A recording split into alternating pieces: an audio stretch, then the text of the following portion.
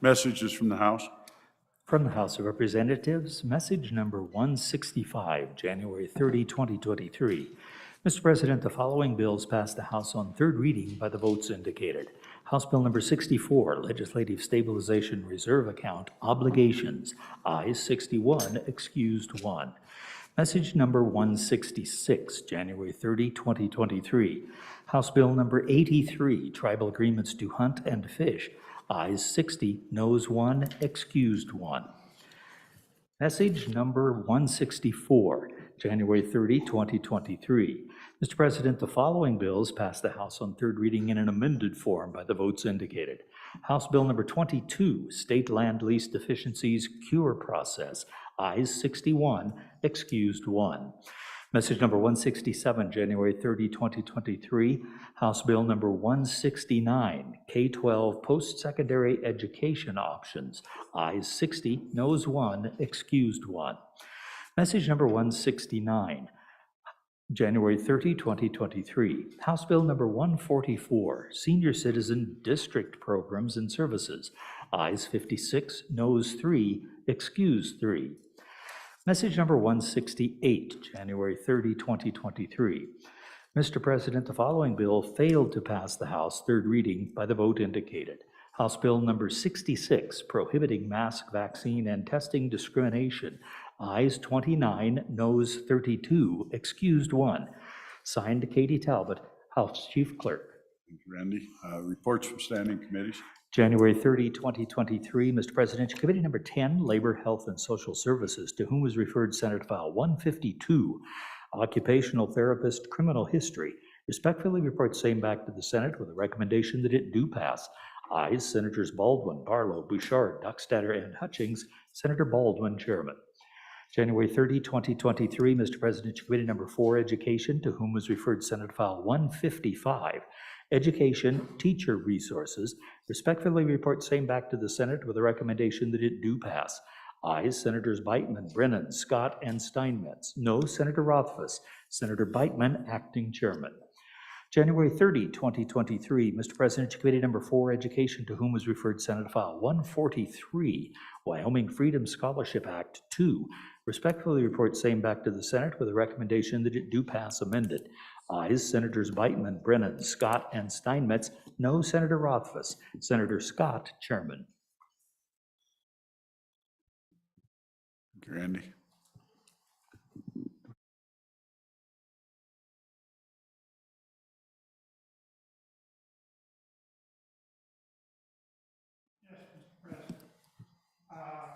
Senate File 143 was just read in, was it not? It was. Mr. Chairman, Mr. President, Senate File 143, which is Wyoming Freedom Scholarship Act 2, has an appropriation. I ask it be re-referred to the Appropriations Committee. That objection so ordered. Mr. President, Senate File 133 should have been in that same group. Has it been read? It has not. Okay. It is not yet. Still in process. Mr. Majority Floor Leader, with that order of business, consideration of bills on general file. Yeah. Mr. President, I move that the Senate resolve itself into committee whole for the purpose of Senate File 1, the budget bill. All those in favor say aye. Aye. Those opposed, no. Senator Case. Just a minute, I got to sit here for just a minute till I let you in. Thank you, sir.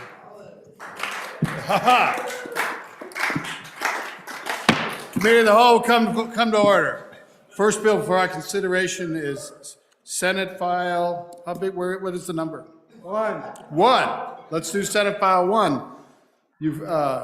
Let's read the file. Senate File 1, General Government Appropriations 2, sponsored by the Joint Appropriations Committee, an act relating to supplemental appropriations for the operation of state government for the fiscal biennium commencing July 1, 2022, and ending June 30, 2024. For the reading of the file, what is your pleasure, Senator Kinski? Mr. Chairman, I move that when the committee of the whole rises to report, it do so with a recommendation of due pass on Senate File 1. Before we start stepping through each of the sections of the budget, I want to give you just a brief preface. The budget, in quotes, actually consists of 4 bills. The first is what we're going to work on today, which is Senate File 1, called the Supplemental Budget Bill. Last year, we put together a biennial budget for 2 years. And now, in this general session, we're looking at whether we supplement or how we supplement that budget that we already have. The second bill that constitutes the budget is state-funded capital construction, Senate File 146. We'll pick that up next Monday. And then 2 House bills, local government distribution and the ARPA bill. And those need to come over to the House for our consideration. So today our focus is on Senate File 1. There's a lot of numbers that we can and will look at in the goldenrod and so forth, but I'd like to bring 3 numbers to your attention before we get started on Senate File 1. You'll recall that in this biennial budget, we were permitted under the terms of the ARPA legislation to spend some of that money on certain permissible expenses of government, which we did.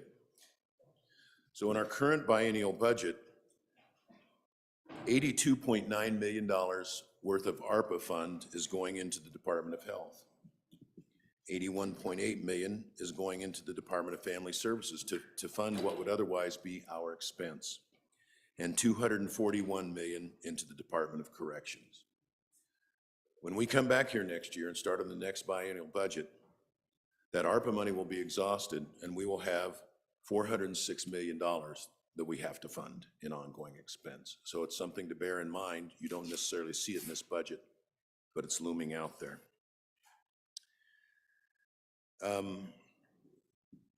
So just a couple of procedural things. Any information you want to have, any information you want to know, your Senate Appropriations Committee members are open. If there's some report that we have that you'd like to see, if there's some whatever it is, we're an open book. We also are here to help if you have any questions about the budget, either here or, when you're working on amendments. What I would suggest on the amendments is the budget gets arcane enough in some spots that rather than saying, I want to amend this section and this section and this section, you just describe to staff what it is you want to achieve. And they'll know how to put the various budget gyrations into the amendment. The 2 primary documents we have are this SR report and the budget itself. This SR report is part of a continuing effort to bring greater transparency to the budget process. There was a time when either this didn't exist or the people on the floor didn't get it. And the fact that you have this resource is a tremendous help in understanding the supplemental budget. Now the budget is yours. We've done our work. It comes out to both floors, and it's yours to amend as you will, to either increase, decrease, or bring something wholly new to the table. So the way we proceed is each member has been assigned a various part of the budget. I have, for instance, the governor's office. Other members may have the Department of Administration or Department of Corrections. Each member will describe what's relevant in their supplemental budget, and we're going to be relying on the SR1 to do that.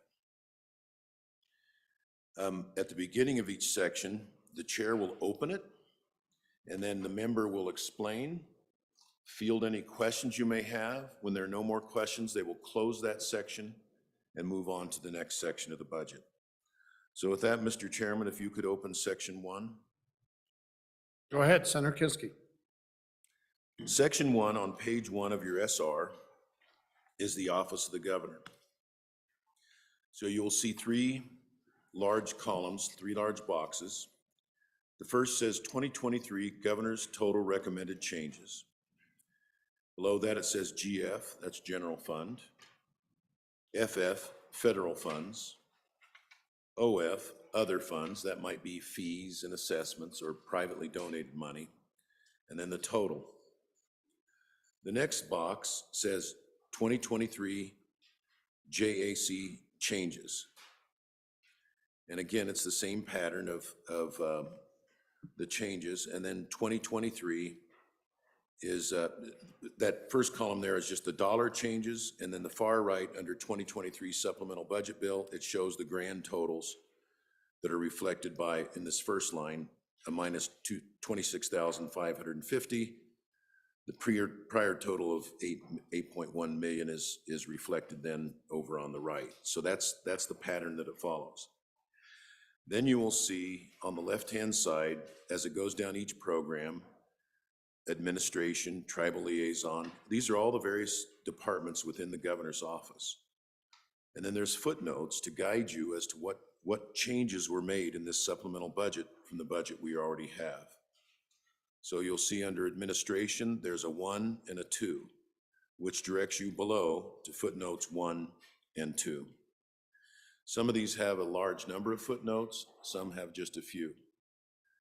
Each member presenting makes their own determination as to whether they want to go through every single footnote or whether they want to just bring to your attention the most consequential and then rely on you to bring forth any questions you may have about the other footnotes.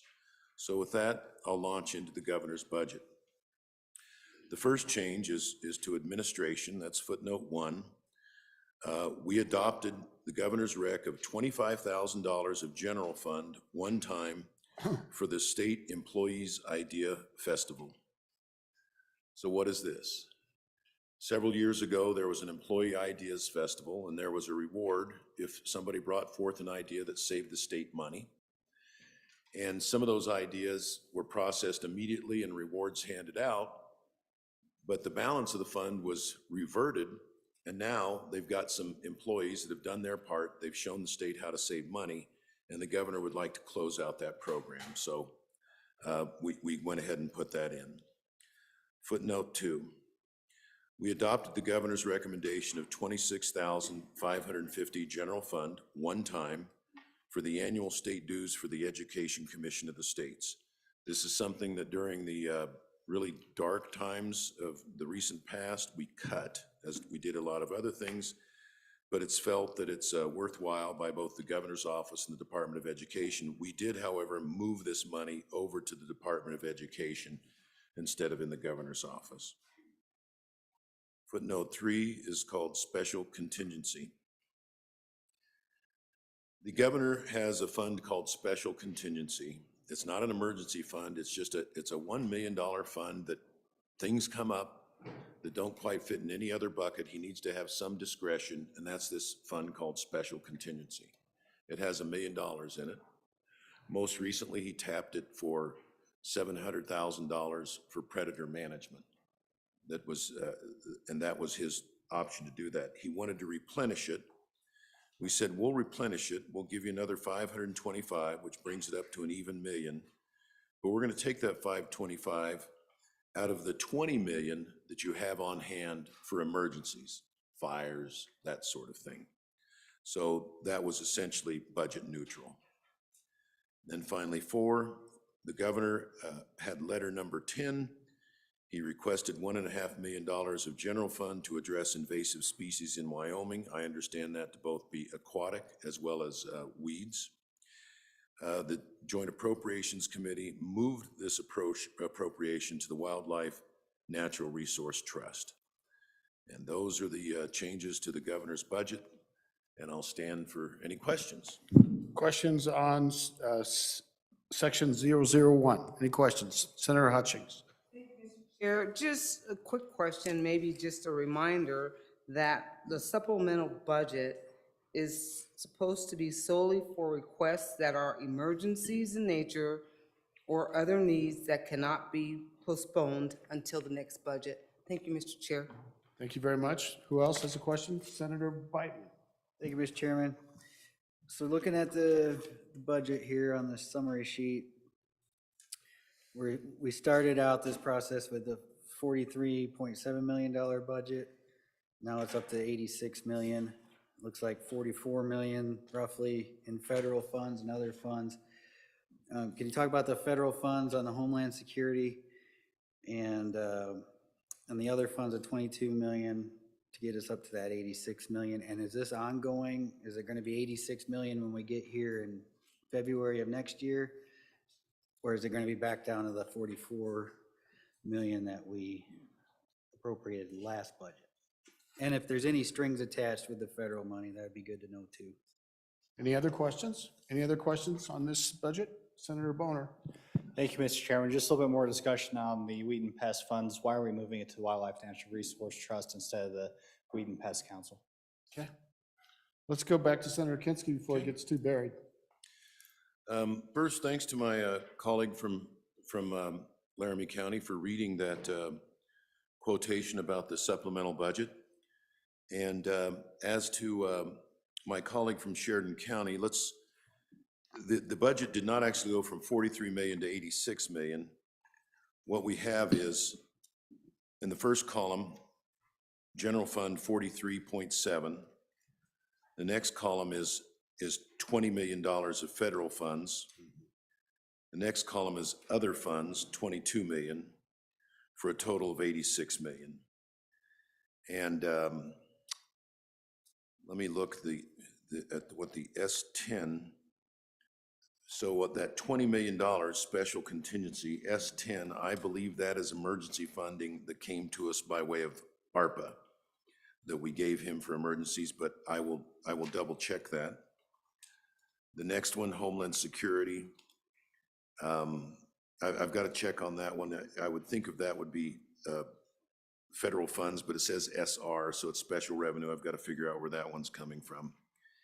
And then Natural Resource Policy, $1.5 million in SR. Again, I'll have to get back to you on exactly what that is.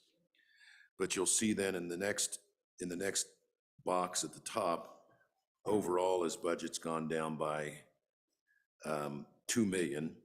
It's not actually a cut because $1.5 million is going over to the Wildlife Natural Resources Trust. My colleague from Orange Junction, the decision to move it to the Wildlife Natural Resource Trust, it was a matter of some debate. Ultimately, we came to an agreement, and I was equivocal.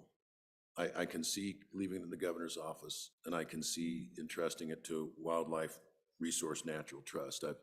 I've seen them do a lot of projects. I think the feeling was that they had the apparatus to receive those grants and to administer that money. So for that reason, I think it was moved. Okay, let's do Senator Hicks first, and then we'll go to Senator Garou.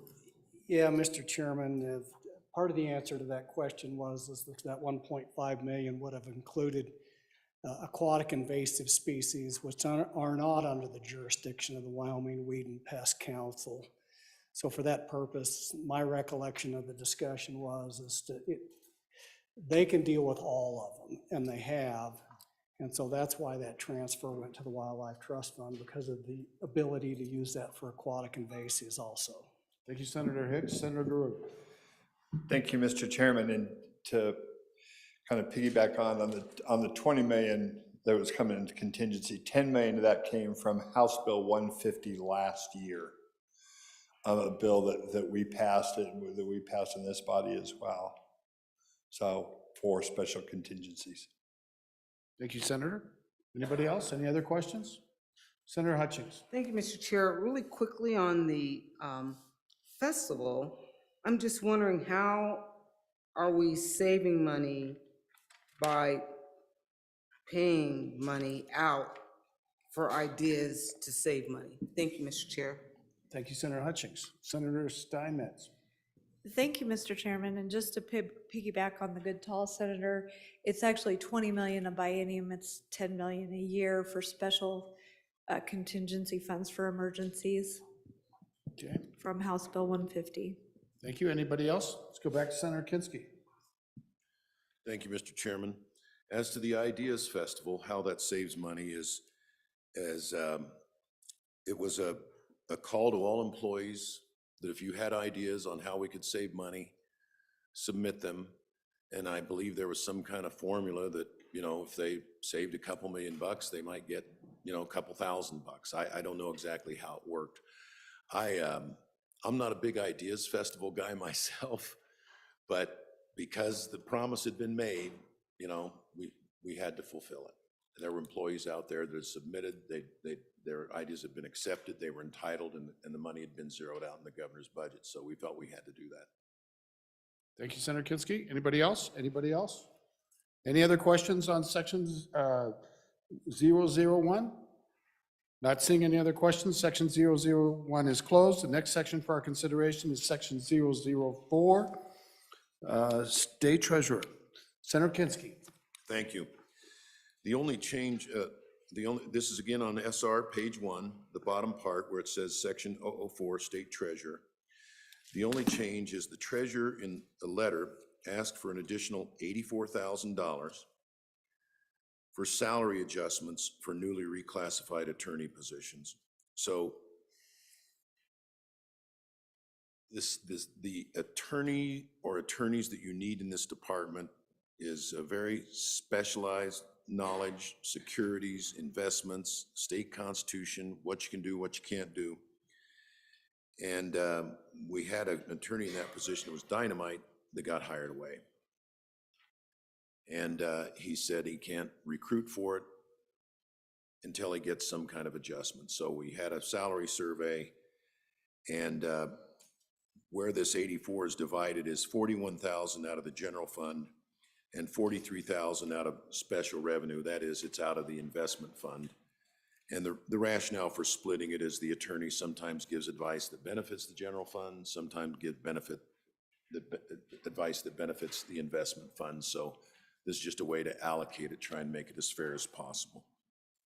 I'll stand for questions. Questions on section 004? Questions? Any questions on section 004? Not seeing any. Last chance.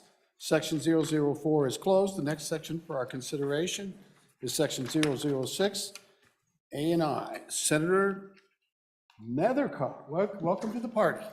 Thank you, Mr. Chairman. I bring you section 006, Administration and Information. Good senators, for those of you following in the budget bill, that may be found on page 15 of your budget bill.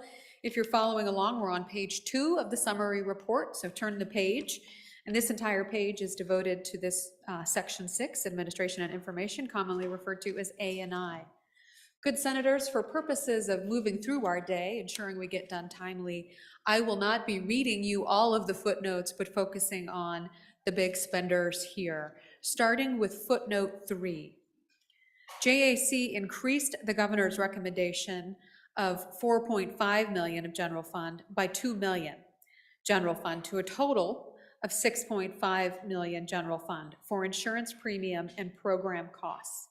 The purpose of this has to do with our state insurance pool, our exposure to risk, and this is based on recommendations from the actuaries associated with appropriate funding of the state's insurance pool associated with risk liability, not health insurance, but risk liability. Moving on to footnote 4, JAC adopted the governor's recommendation of $2.4 million general fund for restoration of the 2021 Step 2 reductions for existing leasing obligations. Good senators, we reduced our state's leasing obligations associated with office buildings that are being leased across the state. They have endured significant reductions in that and are operating at efficiency. But this is to maintain those current leases that are being utilized for state office buildings. Footnote number 5, JAC denied the governor's recommendation of $1 million for Capitol Complex security guards. Moving on to footnote 7, JAC decreased the governor's recommendation of $1.5 million, and we decreased the recommendation by $97,000 for a total amount of $1.4 million. So we agreed with the governor's recommendation up to $1.4 million of general fund dollars for the purposes of adding an additional 5 full-time equivalent positions for flexibility to A&I to move the funds from the 100 series of personnel to 900 series for contract services for servicing the Thyra Thompson office building up in Casper. Good senators, I want to refer your attention from footnote 7 now to footnote 10, that we adopted the governor's recommendation of reducing 5 vacant full-time equivalent positions related to human resources consolidation, So when you read 10 and 7 together, we're adding 5 contract positions and reducing 5 FTE positions from the budget. With that, Mr. Chairman, that is section 6, A and I. Any questions on section 6? Senator Dockstader. Thank you. So in another cut, they provide you a list, and you mentioned closure of offices across the state. They'd provide you a list of where the closures were. List of the closures, Senator Nethercott. Can you do that? Mr. Chairman, thank you. I don't believe that there are any closures. I'm happy to hear other testimony. This is to maintain the existing leasing that they currently have in place for the continuation of that. Historically, the department did reduce its total leasing program budget by almost $7 million, a 28.7 reduction. That was back in the 21 supplemental budget. So those terminated leases have already taken place. But 2 years after this budget cut, so the department has reduced its leasing obligations by $4.5 million, another 18% reduction. And in their effort to explore additional opportunities for reducing the leasing options, they can't just do any more. So despite what we asked them to do in 21, they're at max, and they really need the available space. And so they're asking for that $2.4 million of additional funding to maintain the leasing program for the continuing contractual obligations that they're under. So from my understanding, based on that explanation from the department, there'll be no further reductions that have occurred for this supplemental budget. Those reductions occurred in the 21 supplemental budget. Thank you, Senator. Any more questions on section 6? Any other questions on section 6? Senator Hicks. Yeah, Mr. Chairman, a couple of them, and maybe I missed it, I had to step out for a minute, but on footnote number 3, the Gov's rec was for $4.5 million, and this is for insurance premiums and program costs. And then JAC increased that by another $2 million of general fund. And so why was the $2 million increase above and beyond what the governor's recommendation was? If we can get an explanation of why that number came in there, it'd be helpful. Thank you much, Senator Hicks. Anybody else want to pile on? To you, Senator Nethercott. Mr. Chairman, thank you. As stated in the explanation, that's based on recommendations from the actuaries associated with the risk liability pool. So those experts who evaluate what the maximum liability is associated with an insurance funding liability, the number crunchers, this is what they recommend. And so it goes into an insurance pool in the event the state gets sued associated with risk liability, ensuring the fund is appropriately funded. Okay, Senator Kinski. Thank you, Mr. Chairman. The $4 million that was requested by the governor, because we're partially self-insured and partially reinsured, during the discussion with the department, it came up, the subject of lawsuits, litigation, and verdicts against the state, and it was felt that we probably ought to be, I hate to say the word is conservative, that we needed to go a little, with the thumb a little heavier on the scale to make sure that we had adequate coverage within that insurance pool. Thank you, Mr. Chairman. Thank you. Anybody else? Anybody else? Senator Hicks. Yeah, Mr. Chairman, and the next thing, just an explanation I see in the budget that JAC denied the governor's recommendation for capital complex security, but they approved the security for the Thyra Thompson building in Casper. And why are we providing funds for security for one state building and not another? If we can get an explanation on that, Mr. Chairman. Thank you, Senator Hicks. Does anybody else want to pile on? Senator Hutchings. Thank you, sir. This is for footnote number 9. It says, go back to footnote number 3, or it's included in there. Is the insurance for and if the Capitol is opened on Saturdays and Sundays to help insure the employees, or just maybe just be there just in case there are any lawsuits that may happen because the Capitol is open on Saturdays or Sundays? Thank you. Thank you, Senator. Anybody else? Anybody else? Back to you, Senator Nethercott. Thank you, Mr. Chairman. Addressing the question regarding keeping the Capitol open, this is just costs associated with the employees available over the weekends in order to have the Capitol open for 52 weekends out of the year. Those are the estimated costs for that. Considering the Capitol complex security guards, and then how in page on why on footnote 5, JAC denied the governor's recommendation of $1 million for Capitol Complex security guards, but in footnote 6, they adopted the governor's recommendation of $136,000, of which $60,000 of that is one-time for the office building security guards. My estimate of that is 10 times different in appropriated costs associated with security guards for the Capitol complex of $1 million, as opposed to what really is a one-time $60,000 appropriation, or what becomes a $40,000 appropriation for contracted professional guards. So really adding to the overhead is just a completely different analysis. Knowing the rationale completely as to why the Capitol is not receiving security guards, look to my other committee members as to that rationale. Senator Guru. Thank you, Mr. Chairman.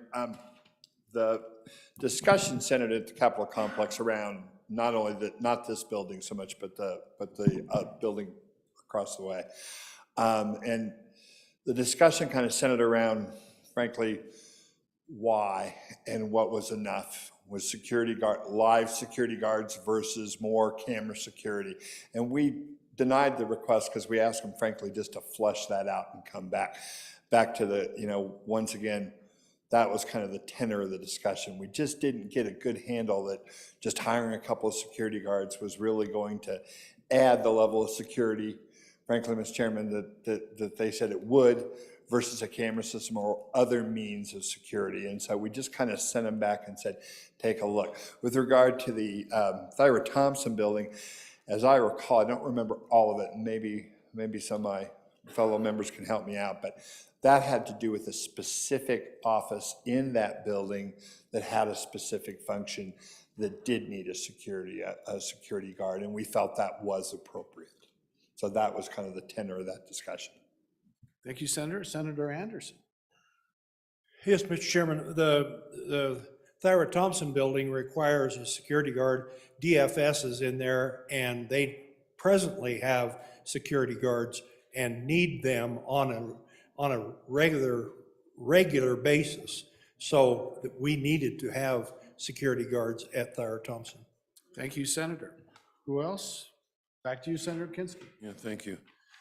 Footnotes 5 and 6 were the subject of considerable discussion, including at the Thyra Thompson. On balance, I ended up, I don't know about everybody else, I ended up voting for the Thyra Thompson because one of the House committee members said there was an agency that had been moved in there that already had a contract for a security guard, and they wanted that contract honored. As to the one on the Capitol complex and the Thyra Thompson, there was protracted discussion about, do we really need security guards in every state building? And if we're going to pick the state capitol in Cheyenne and Casper, what about Riverton, Sheridan, Gillette? There are other agencies that have probation and parole, DFS offices. And so we were looking for a more comprehensive solution. Do we need it? And we actually asked for a log of how many incidents there were. The doors are locked. Why can't you hit the button for the police? And the same kind of questions that you may have. So we ended up denying on the Capitol and allowing, the one that was already in place at Thyra Thompson. And it may seem contradictory, and perhaps it is. Footnote 9, a lot of discussion about whether the Capitol building would be open to the public on weekends. And my recollection is it wasn't 52 weeks a year, it was the height of the tourist season and the shoulders. And whether it was security guards or docents, people that give a tour, and there were some on the committee felt very strongly that $300 million plus to remodel this historic building, that there would be tourists that wanted to see it. Opinions may vary. We had quite a debate about it ourselves. Thank you, Mr. Chairman. Thank you. Let's go to Senator Landon. Mr. Chairman, thank you. Just to add to what the chairman just said, I hope it might be helpful, having served as your chairman of Wayfinding Exhibit Committee over the last 12 to 14 months. The fact is the state capitol has become a destination, and during during the tourist times, especially during the big event that takes place here in Cheyenne during the summer. The weekends have actually received quite a bit of pressure. This is one of the historical buildings in our entire state. And so that's why the discussion, I'm sure, precipitated how do you staff it if you want to leave it open so that people can look at this magnificent structure. If you leave it open, you've got to staff it. So thank you, Mr. Chairman. Thank you, Senator, and I found it to be kind of a historic place as well, and people come to see historic senators like Senator Scott and myself, so. Senator Hicks, you were on your feet, and then did you want to get in there first? Yeah, Mr. Chairman, I want to go back to footnote 9, my colleague from Laramie County, and the $350,000, and I think we understand that's to make sure that there's personnel, so the weekend, that's a good thing. What I don't understand is then it says, and footnote number 3 specifying funds are only effectual for Capitol building is open to public on Saturdays. But footnote number 3, if you go back up to footnote number 3, this is where we have now $6.54 million in there, and it says for insurance premiums and program cost. So I'm assuming that $350,000 is going to program cost. I don't understand why we would put it back up into that category in footnote number 3. And if it is a difference between insurance and program cost, what's the breakdown of the 6.5 million between those two? Thank you very much, Senator. Senator Nethercott. Thank you, Mr. Chairman. I think we'll be here till 9. One, I'd like to thank my chairman. I am corrected. When I said 52 weekends, I was just being facetious, referencing 52 weeks. Obviously, the Capitol will not be open 365 days out of the year. I fully anticipate everyone to receive holidays, and closures for blizzards and other types of arrangements will need to be made, recognizing that. I don't think the $350,000 was calculated using any kind of real accounting method or determination. It is an estimated number, an approximation of what would be needed to cover the costs associated with maintenance, janitors, custodians, those docents that the good chairman identified, and other people who would be here. Of course, the state is subject to liability for failure to maintain its buildings. I know you all know that from the Governmental Claims Act, one of the 6 exceptions you might be aware of, which of course would increase our exposure to risk liability, thus justifying the need to increase that risk pool associated with increased numbers of humans coming into a building that we're required to maintain, which is very large and requires extra maintenance. So with that, happy to stand for further questions. Thank you, Senator. Anybody else? Anybody else? Anything else, Senator Kinski? Mr. Chairman, I just asked for some clarification from my colleague to my right that asked about footnote 9 as well as footnote 3. The reference in footnote 3 to program costs has nothing to do with 9. It's the self-insurance program and insurance premiums, so that the two are completely independent, but I may not be understanding the question properly. So I'm looking for some clarification if that answers it. Looking around. Thank you, Senator. Looking around. Senator Nethercott. The clarification to the question as opposed to the question on the footnotes. Mr. Chairman is correct, and I believe I just answered it again. Footnote 3 has to do with increasing how much money we have in our self-insurance pool. We also have private insurance as well, but we also have a self-insurance pool. That self-insurance pool means we fund it, and that's associated with those claims that are primarily related to the Governmental Claims Act, although not all the time. The lawyers are probably panicking. By having the Capitol be open more often than it currently is would increase our exposure to potential liability. This is not a reason not to have the People's House open to the public, but just requires an appropriation ensuring that all the funds are available associated with this particular effort of having the Capitol be available to the public and potential constituents by increasing that insurance pool associated with one of those 6 exceptions to the Wyoming Governmental Claims Act. Thank you, Senator. Anybody else? Anybody else on section 6? Anybody else? Not seeing any, then section 6 is closed. Next section for our consideration is section 7, Wyoming Military Department. Senator Salazar. Thank you, Mr. Chairman. From Fremont County, the Honorable Senator from Fremont County, welcome. That means a lot to me. Thank you, Mr. Chairman. Good senators, I bring you Section 7, Wyoming Military Department, which can be found on SR page 3 or in your budget book, page 17. If you look at the first footnote, the JEC decreased the governor's rec of $172,000 from the general fund to half, which is $86,250 for recruitment and marketing, and also directing the department to consult with the University of Wyoming. As some of you may know, the National Guard is having challenges meeting its quota of recruits, and it was believed that the University of Wyoming, in collaboration with the National Guard, could help in that degree. Footnote 2, the JAC adopted the governor's rec of $275,000 for the National Guard Education Assistance Plan. As you know, this plan is what reimburses students for their tuition if they make a commitment to sign on the dotted line and put on the uniform. Footnote 3 and 4 are actually a technical correction asked by the agency as a request. It is simply flipping from the Air National Guard cannot receive these funds, but the Army National Guard can. So all we're doing is changing from one to the other and flipping the appropriation. There is no add or subtract to that request.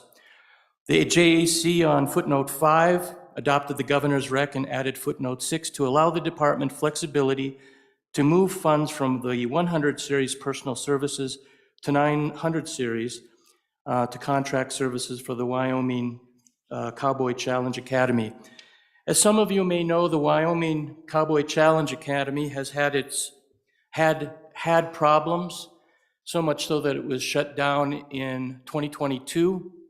But obviously, because of the students that were there, I think there were 63, we didn't want to leave them in the lurch. So the National Guard farmed those students to surrounding states that still have this this Challenge Academy. And so that's where this funding is going, to simply sustain those students with the ability to finish the program, even though it's in a different state.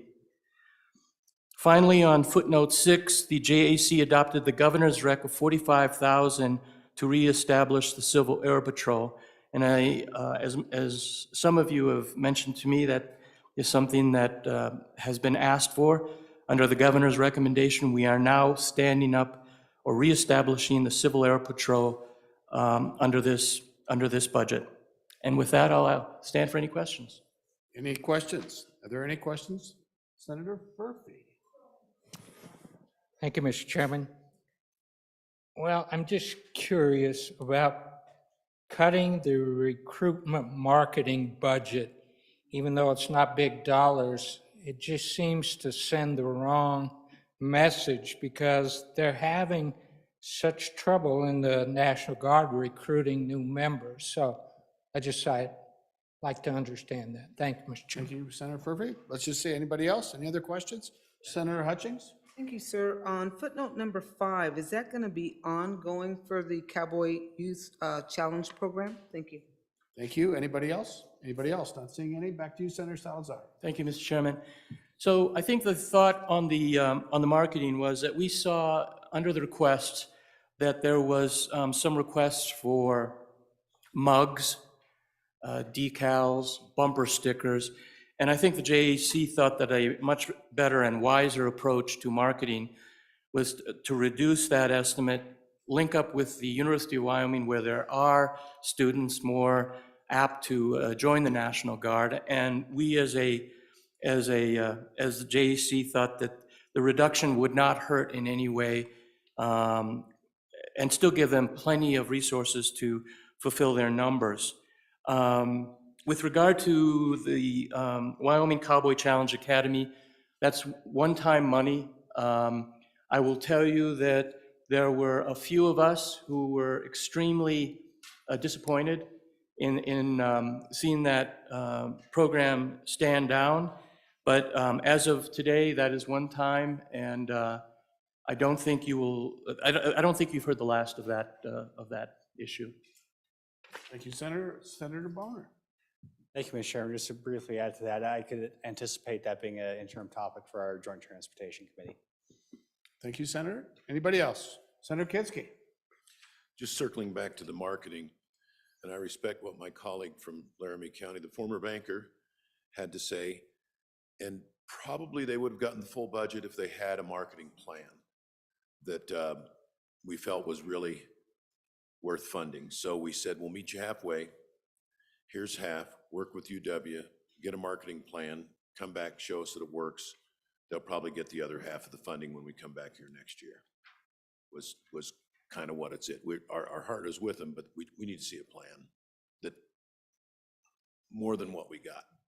Thank you, Senator. Anybody else? Anybody else? Any other questions on Section 7? Any other questions on Section 7? Seeing none, Section 7 is closed. Next section for our consideration is Section 10, Department of Agriculture.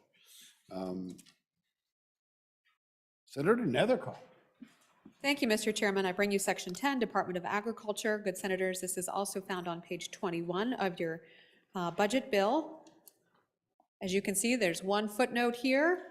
JAC adopted the governor's letter number 9 of $1.4 million of general fund one-time dollars for the Animal Damage Management Program. Thank you, Senator. Any questions on Section 10? Any questions on Section 10? Any questions? Not seeing any. Section 10 is closed. The next section for our consideration is Section 11, Department of Revenue. Senator Grew. Thank you, Mr. Chairman. I bring you Department 11, that's the Department, Section 11, Department of Revenue, found on page 4 of your summary sheet or page 23 of your budget book. There are a few notes on this, and I'm going to just kind of run through them because I know some of you are keying on employees. And so I just want to kind of walk through this for you. Number 1, JAC denied the governor's rec for one full-time equivalent position for an accountant. It's on page 13 of the budget. Number 2, we accepted the gov's rec of $30,000 for increased cost of communications. Number 3, we adopted the gov's rec of $117,000, $84,000 in general fund, and $32,000 in special revenues. $23,000 of which is a one-time for one full-time equivalent for a tax examination analyst. And then number 4, we adopted the governor's rec for some professional development for some of the employees. And the big one here is number 5. And my good friend from Laramie County, a good senator from Laramie County, might want to take note here because I'm going to explain something she's been trying to ask me all week. What we do is we increase the gov's letter of $1 million by $4 million to a total of $5 million, actually to $3 million that was already in the program. So now it's a total of $8 million, but it's $5 million here for the property tax relief program. This is the senior citizens, or what I lovingly call my little old lady fund, for seniors on fixed income.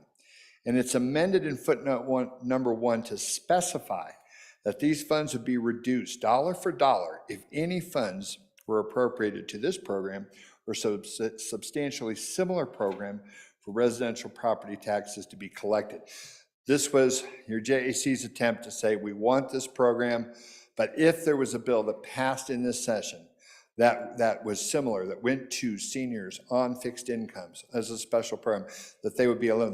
We weren't going to add extra money to the program. So that's what footnote 5 separates out. And so if you look back on the budget, you'll see $8 million in total.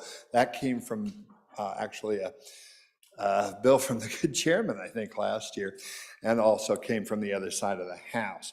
Then the last one there is we adopted another one-time position for an inspection specialist in the compliance section. That's on page 27. Another note here, if you look across the sheet on Department 11, and this is true in all the departments, the 122 employees represent what the governor's recommendation was, and 121 is what JAC recommended. So sometimes those numbers will be different. I'll be talking about one later on in another department I do. But so that's the total on that. And let's see, anything else I wanted to mention? Yes, my good friend from Natrona County and I did do an inspection on the second to the last line there, liquor sales and purchases, the 275 million, and all of it is there. Right, Senator? Right. Thank you very much. Very much. So we'd be glad to stand for any questions or go back and inspect again. Any questions on section 11? Questions on section 11? Senator Kiske. I did want to do a little follow-up on footnote 5, since we're all abuzz about property tax relief. So the department, you know, the governor had $1 million request in there, and a number of us felt that needed to be a bigger number. And the revenue department said, I don't need a big number, because you have income limits and asset limits in your program, and the people that apply who meet that, we hand out the money, we're done. So we speculated, well, you know, maybe more people will come in because of, you know, the counties where taxes have increased. So we bumped it up. But really, the real relief is not going to come from this footnote. The real relief is going to have to come from a bill that modifies that property tax refund program by increasing the income limits and the asset limits. So I wouldn't hang your hat on 5 that somehow that's going to really solve the problem. What we did do is we said, if any other bill passes, this appropriation gets reduced. I hope that's a fair recap. Thank you, Mr. Senator. Chairman. Any other questions on section 11? Any other questions on section 11? Not seeing any. Section 11 is closed. Next section is section 15, Attorney General, and Senator Salazar. Thank you, Mr. Chairman. So Section 15, Attorney General, can be found on page 4 of the SR1 and on page 24 of your bill. The Attorney General's office had only one supplemental request, and it's under footnote 1. The JAC increased the governor's rec of $358,000, of which $21,545 S5 is a one-time, by $391,826 to $750,000. Members of the Senate, this is for the defense of the school finance litigation that we are currently undergoing. And I will simply read to you the justification that the Attorney General's office gave. The present case alone will require significant resources to litigate. It is anticipated that numerous school districts may intervene or file separate individual actions alleging similar claims for additional education spending. Such an expansion of the litigation will require significant additional resources to provide effective representation in court for the state of Wyoming. And that is their sole supplemental request. Thank you, Senator. Anybody else? Any questions? Senator Ellis. Thank you, Mr. Chairman. I was wondering if we could put a finer point on that, of how many other interveners have jumped or put their names in the hat seeking intervention, or if we have a sense of how many school districts maybe have passed resolutions authorizing intervention, but maybe haven't got their papers filed. Thank you, Senator. Let's see if anybody else. Senator Hutchings. On the same subject, just concerned that in the justification, it mentions that this appropriation could total hundreds and millions of dollars. So it said this is just for one time. Are we going to need it again, do you think, next year? Okay, anybody else want to pile on? Senator Hicks is piling on. No, Mr. Chairman, I just want some clarification on You betcha. JAC's action. I understand the need for the appropriation. I'm just trying to understand why 21,545 was a one-time appropriation, and then JAC increased it by that, and then that's an ongoing appropriation. And I think I know the answer to that question, but I just want to make sure it's because of the effective date associated with this appropriation. I just want to clarify that. Thank you, Senator Hicks. Let's go to Senator Salazar so we can catch up with you guys. Thank you, Mr. Chairman. To answer the last question first, yes, thank you. That is my understanding as well. With regard to the question of how many other school districts may or may not come on to the suit itself, I haven't followed that, but I can certainly come to the body with clarification by the Attorney General's office to give you the updated numbers on that. And then the third question, was that a question of ongoing? Yes.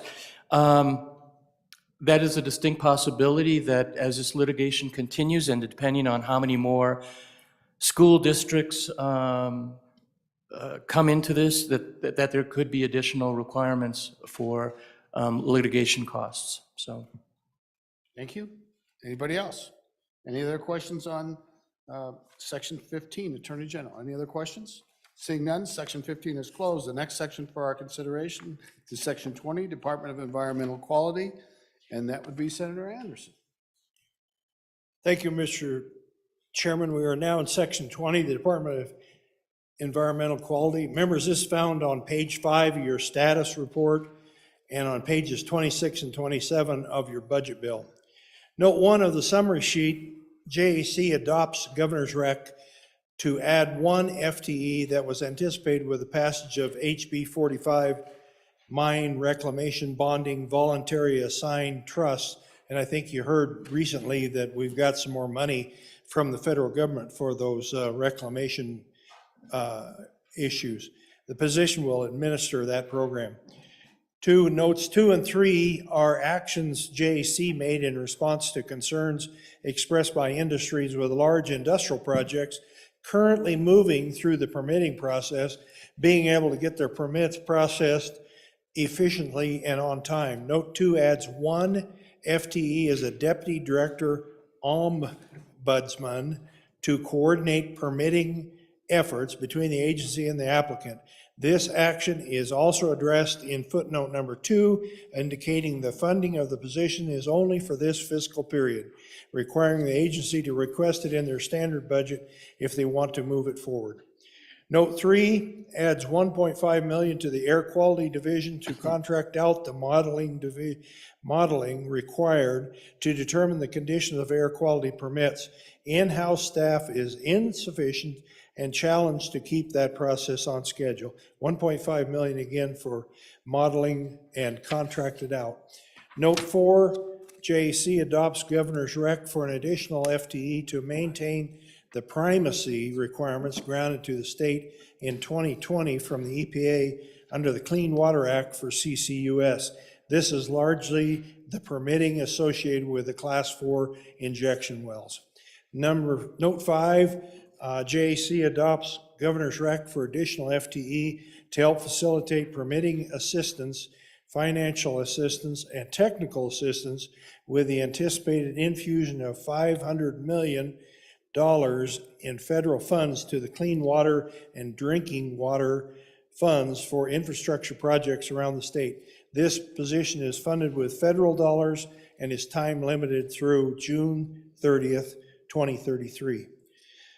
Both notes 4 and 5 on the summary sheet have actions referenced in footnote 4 on page 27 of the budget bill, which says the funding for these 2 positions are for this fiscal period only, and agency will need to make a request for them to continue in the next standard budget. The FTE actions made by the governor and the JAC show in the budget bill on page 26, lines 21 and 23, a change from 256 to 260. In the summary sheet, you will see the authorized employees at 259 because this includes the governor's request for 3 and the addition of 1 additional FTE in JAC action, bringing the total to 260. Note 6 adopts the Governor's Rec to reauthorize the use of unspent funds in a completed AML project. It was actually a CO2 pipeline corridor to augment the Air Quality Division's air modeling and monitoring needs for industry. This action requires authorization from us for the agency to modify the existing grant used for the completed AML project to include the use of the funds for air quality modeling needs. We provide this authority in the Section 300s, specifically the new language found in Section 317 on page 97 of the budget bill. I also have an attachment here that has 8 of the projects that they are working on right now. They're in Sweetwater County, Laramie County, Carbon County. This one's undetermined. Sweetwater County, Lincoln County, Sundance and Uinta, and then gravel pits statewide. Then there are 9 projects that they're just beginning discussion with various entities in the state and will have coming online this year. Thank you. That concludes the statements I sure would like to answer all questions, maybe. Sounds great, Senator. Let's hear from Senator Rothfuss. Thank you, Mr. Chairman. I do have a couple of questions, and I sure would like them answered by that good senator who's super eager to answer them. Specifically, I think there are 4 different positions that are created through the footnotes. Taking, for example, footnote number 4, which is adding a Class 6 senior project geologist, which obviously we've got a lot of interest in Class 6 wells. This is an important position. Each of these 4 positions, as I understand it, are effectively 1-year authorizations for hiring of the FTE, and then there's no assurance that the position is going to continue to exist into the next budget. The quality of professionals that you need for each of those 4 positions isn't really a widely available resource class of professionals, and I think it's going to be a rather significant hiring process to get each of those, particularly I think of that senior project geologist. And then I contemplate that individual applying to the state of Wyoming, and part of the interview is, well, the job only exists for 1 year. I hope you're okay with that. To which, if they're any good, I would say, no, I'm not. I'll look elsewhere.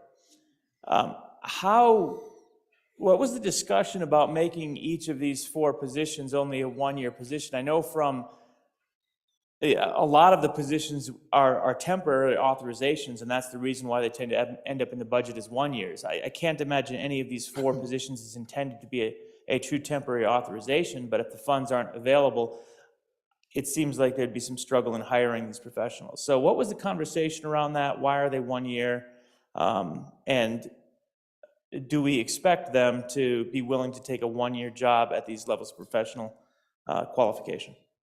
Thank you, Senator. Let's look around. Any other questions on this department? Any other questions? Back to you, Senator Anderson. Thank you, Mr. Chairman. That's a great question. We asked that question also. Just a little background on this. The DEQ will put it in their standard budget next time. But this funding was just for 1 year. Now, another little insight on this, in the School Energy Resources, we have a lot of interviews that we say we might not have funding for this next year, but the senior professionals in these areas like geology and science and those kind of things, they are okay with that. They don't necessarily going to move to Wyoming for that, but they're interested in participating in some operation like that. So the DEQ thinks they can hire those professionals even with this limitation that we have for the 1 year. So they also say they may not need all these people after 1 year, that depending on what happens with things. So that was kind of the discussion that took place. Thank you, Senator Rothfuss. Following up. Thank you. I appreciate the answer. And the good senator said that it would be included in their budget, but footnote 4, pursuant to each of the footnotes that we see, but the footnote 4 in the budget on page 27 explicitly says these positions shall not be included in the standard budget. So that is a statutory provision that tells me this is a 1 year or less job. And again, I guess I want more about why we would only want the mine reclamation, bonding, voluntary assigned trust, senior statisticians. So we're hiring a senior statistician. We're not contracting, we're hiring them. And we want them for less than a year. A CCUS Class 6 senior project geologist, not 900 series, 100 series. We're hiring them into a permanent position, but we are not planning on continuing that pursuant to statute. Same thing for the other 2. I guess I need more understanding of why we would do it that way. Senator Kinski, why would we do it that way? Yeah, Mr. Chairman, thank you. In fact, they are not included in the standard budget, but let me tell you why. First, I want to talk about adding positions generally, and then I'll talk about these positions specifically. Wasn't that long ago, we wiped out 450 or 500 positions in state government during that downturn, and that was painful. So we are very, very circumspect about adding positions. In fact, the governor's budget requested 23. Well, the department's actually asked for more. He cut it down to 23. We cut it down by another 6 to 17 net new positions. And still, we had some angst over that. So, you know, you can share that with us, because every one of these, you can make a case why you should have that position filled, or whether you should do it as a contract, or whether you should do it at all. And these positions, the case was a little bit stronger, because overall what we're talking about is trying to move permits through for projects, for development that is good for the nation and ultimately is good for Wyoming and produces revenue. Then there's some, you know, just some mandates from the feds that we've got to take care of.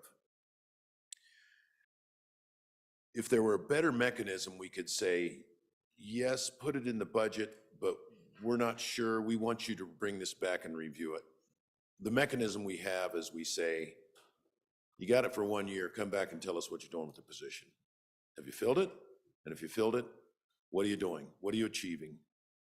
And the department says that, you know, they are able to fill those positions. You know, the odds that we will not reauthorize these positions, given that the case they made is low, but that's the mechanism we have to get a re-review, is say, bring it back next year, let us take another look at it.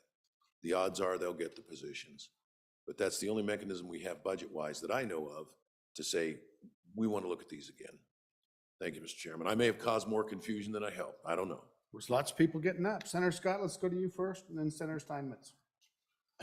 Mr. Chairman, it does strike me that when you're hiring this level of professional, that we'll get exactly the scenario that was described, that the people that are worth having will say, oh, it's just 1 year, forget it, we can go elsewhere.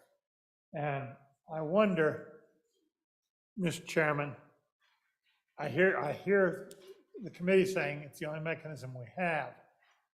I wonder if we don't need to have some kind of a better mechanism, because it strikes me that the mechanism that we're using here is guaranteeing that we will not get people that are really the best ones to do the job.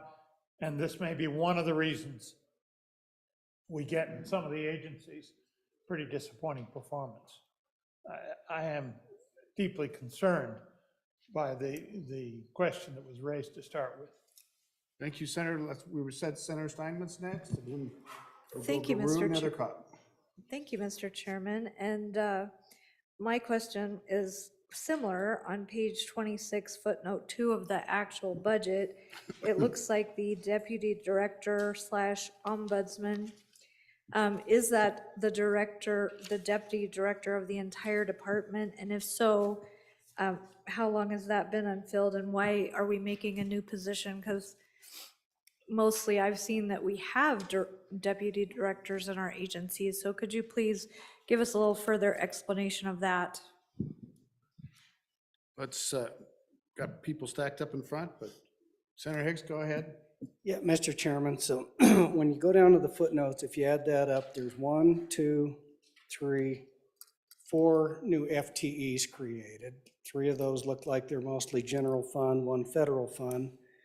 Well, my question is when I look up at the budget count and I look at the number of FTEs up there, it says under the governor's recommendation was 259, and then JAC's changes added 1 total for a total of 260, but if the footnote's up to 4 FTEs, so something's not jiving between the budget and what's in the footnote, because there's 4 FTEs in the footnotes, but there's only 1 showing up in the actual budget as far as number of increased employees with the department. So if we can just get some clarification as to why those numbers aren't rectifying against each other would help. So I'm going to change up a little bit. The questions are stacking. Let's go to Senator Anderson. And if you want to yield to Senator Kinski, we can do that, except for he just left. He's back. Senator Anderson. The question on the full-time employees. The 259 that shows already has 3 the governor recs in it. So there's the 3, and then the JAC added 1. So that made our 4. So that's the explanation of that. Sherry, I didn't quite understand your question. Maybe Senator Kinski understands that, so he could answer that. Senator Steinmetz's question? Yes. Senator Kinski? Line 2, Deputy Director Ombudsman is somebody who operates at that level, but it's a new position. This is the Ombudsman. There are some projects coming at us that are so huge that the direction of the department was, don't make these people go to this department, then go down the hall to that department, then go down the hall to that department, then get these things taken care of. An ombudsman on these, it's a large project ombudsman to help these huge projects move through. These are projects that need air quality, land quality, you name it. And they're extraordinarily complex. So the ombudsman is specifically targeted at some very, very big things to do very big things for Wyoming. Thank you very much. Senator Grude, do you still have anything? You standing? Senator Nethercott, standing? Anybody else? Any other questions? Anybody else? Anybody else? Yeah, seeing no more discussion, Section 20, Department of Environmental Quality is closed. The next section for our consideration is Section 21, Department of Audit. And Senator Nethercott. Thank you, Mr. Chairman. I bring you Section 21, Department of Audit, found on the bottom of page 5 of your supplemental report, summary report, also found on the bottom of page 27 to 28 on your budget bill. Good senators, JAC adopted the governor's recommendation for $352,000 of special revenue funds, of which $70,000 is one time.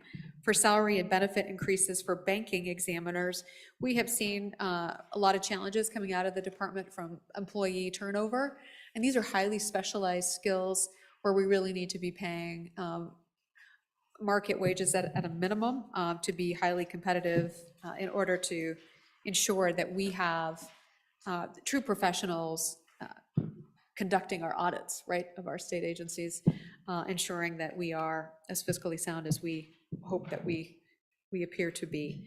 So with that, happy to stand for questions. Any questions on Section 21, Department of Audit? Any questions?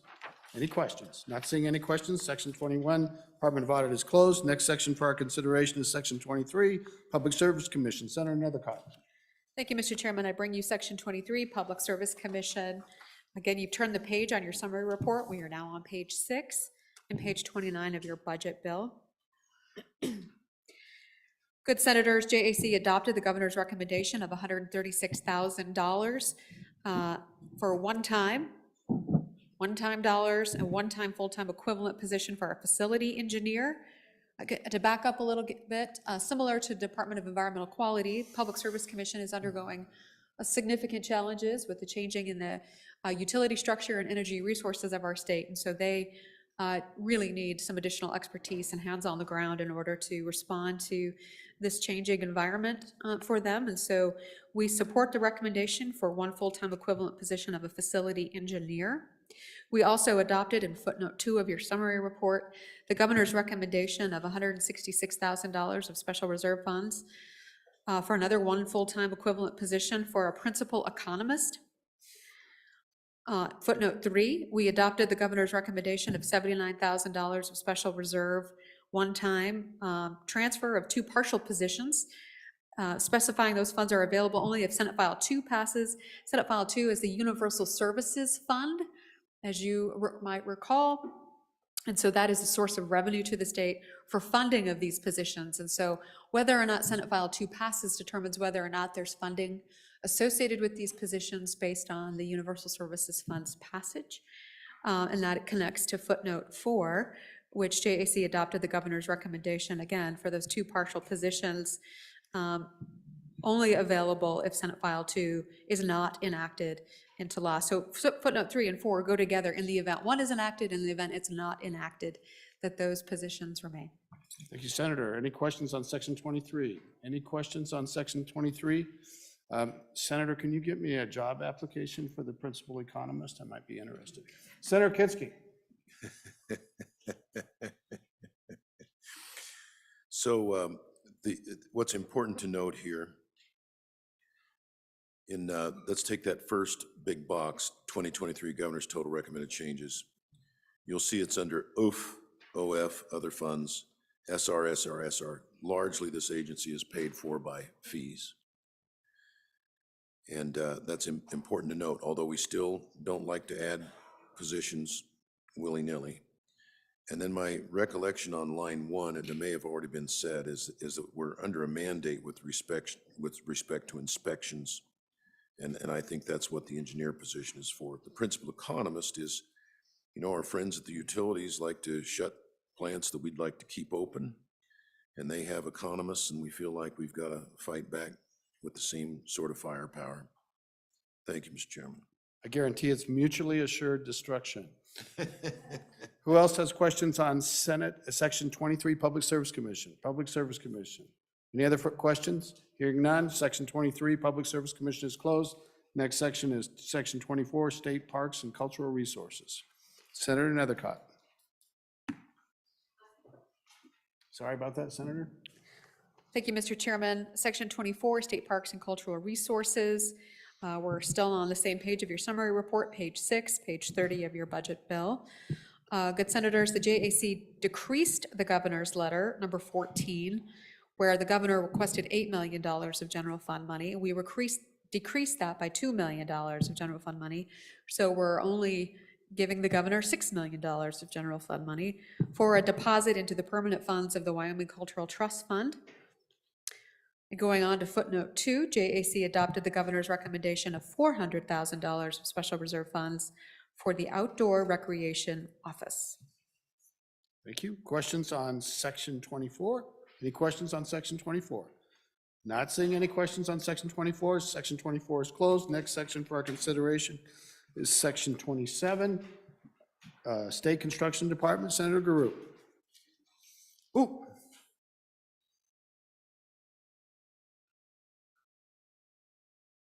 Sorry, Mr. Chairman. Bring you Section 27, State Construction Department. It's found on page 33 of your budget and page 7 of your summary sheet. Just to walk through this, on the first note, the JAC adopted the Gov's rec of $9 million in S6, which is school foundation money for major maintenance, and that's on page 27. And we went through a long discussion on that one, based on inflation and trying to hit that number, but that number was well debated.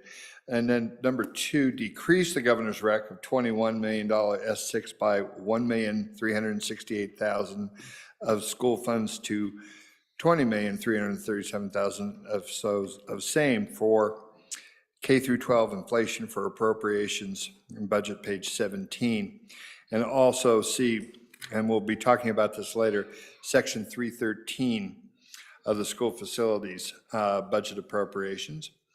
And then on the last one is one that we adopted, the Gov's rec. This was the JAC adopted the Gov's rec of $117,000, of which $23,000 general fund is one time for one equivalent position of an account analyst to assist with construction. And you'll be seeing an amendment from the Senate Appropriations Committee on that. I'll be glad to stand for any questions. Okay, any questions on Section 27? Any questions on Section 27? Senator Hicks. Yeah, Mr. Chairman. So we moved the $21,706,000 from the state's construction department, and then in the Section 313, then we moved those funds and we reduced them. So I'm trying to recall why we reduced that $1.6 million or the $1.368 million. Why did JAC reduce that? And why are we moving out of the State Building Commission into the School Facilities Commission? So if we can get an explanation of that. Okay, let's see if we got any other questions on Section 27. Any others? Back to you, Senator Greer. Thank you, Mr. Chairman. I'm going to check and find out for sure, but I believe it was just because we lowered the amount. We disagreed with the amount that was put in. The amounts that were put in for this were percentages, and the percentages we ratcheted that number down just a little bit. I'm looking now to see if that's a shake of a head. Yes. So that way, we lowered the percentages across the board. But I'll get a further answer as well. Thank you, Senator Drew. It's hard to tell if Senator Kinski's getting up. He's been popping up, down, up, down, up, down. Senator So Kinski. the department, to refresh your recollection, by the time the department got to us, they said they didn't need the full 21.7. They backed that down by the 1.4. And so anytime a department asks for less money, we generally will accommodate that. The move to the school facilities commission, why from SBC to school facilities? You think you know a budget, and then you get hit with a surprise. I can't answer that one. I'm gonna have to take a look at that one. Okay. Good question. Good question. Same with you? Yeah. Senator Drew. Okay, any other questions on Section 27, State Construction Department? Any other questions? Any other questions? Seeing none, Section 27, State Construction Department is closed. Next section for our consideration is State Engineer, Section 37. Senator Anderson. Mr. Chairman, I bring you Section 37, State Engineer, on page 7 on your summary sheet and page 34 on your bill. The state engineer is handling many requests for water issues because of the ongoing drought that we have in the Colorado Basin and all the issues that you've heard and read in the paper. So they're busy.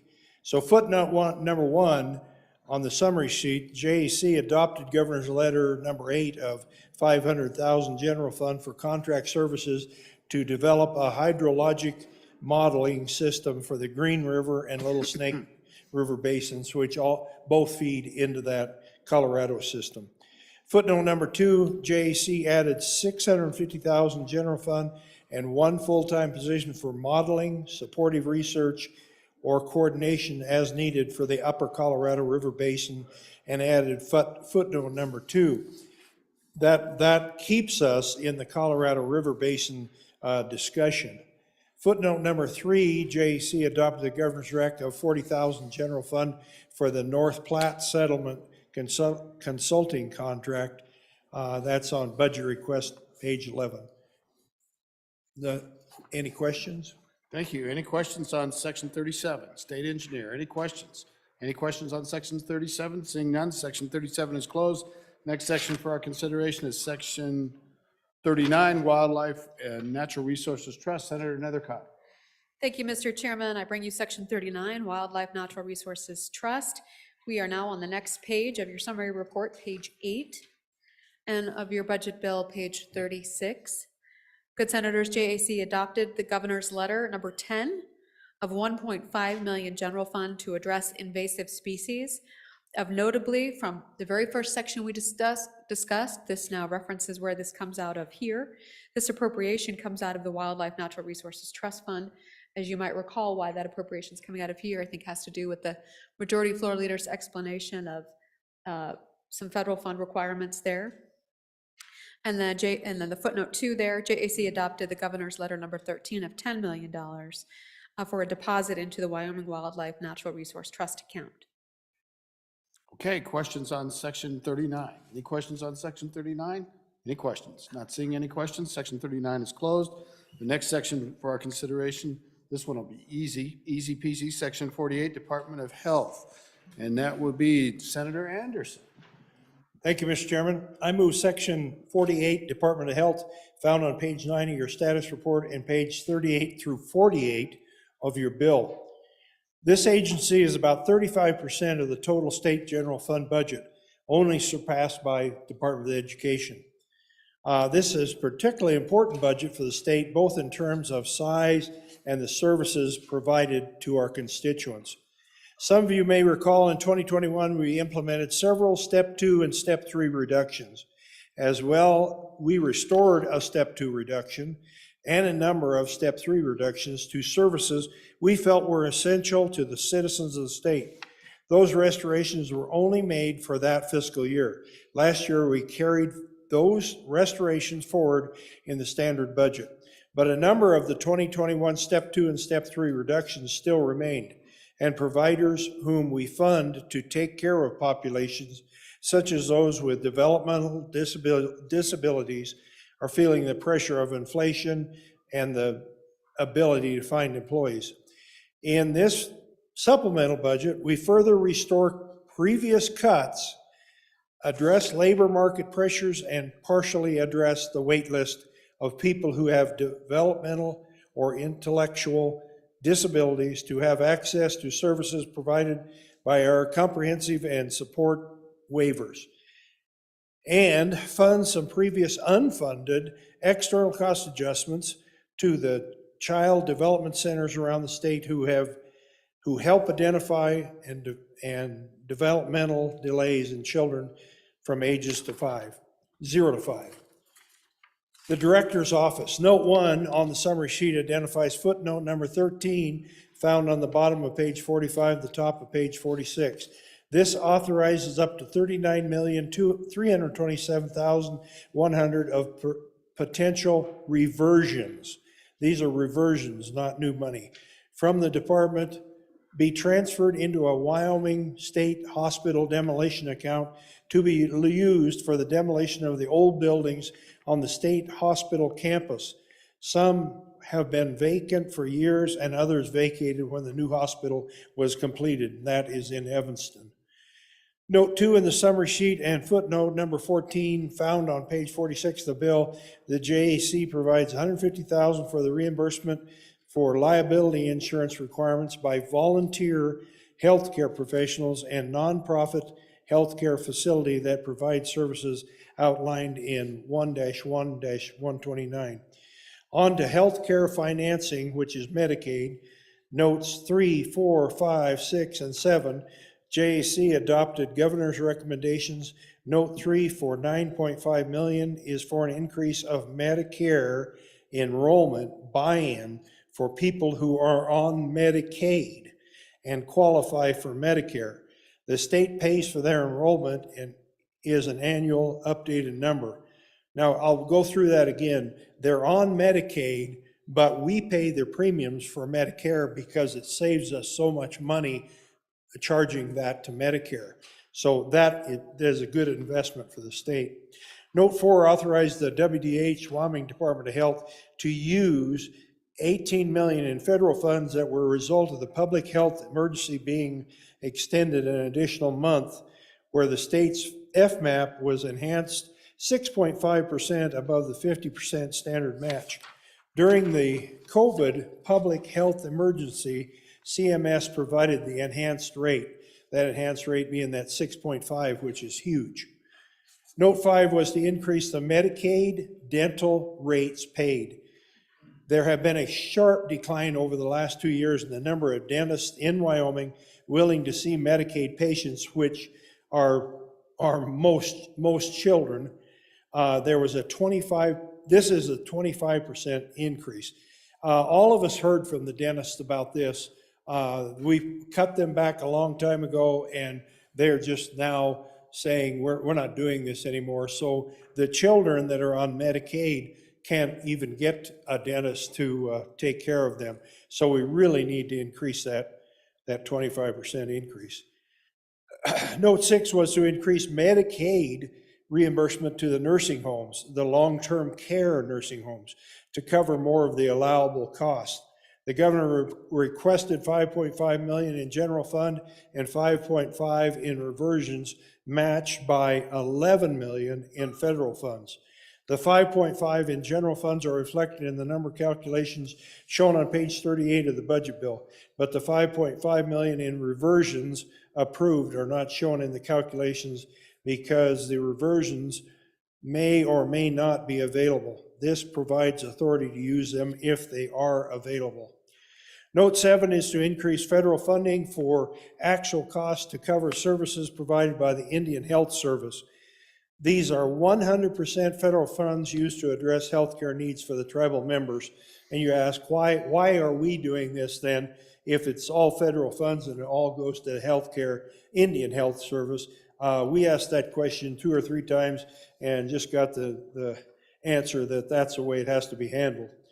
Note 8 on the summary sheet refers to footnote number 15, 15A, found on page 46 of the bill. This action by the JAC reduces a waiver wait list for people waiting to get waiver services. The current wait list has 537 people on it. This was a problem when I was on Senator Scott's Health Committee 8 years ago. We're trying to clean up the wait list. Well, here we go again, trying to clean up the wait list.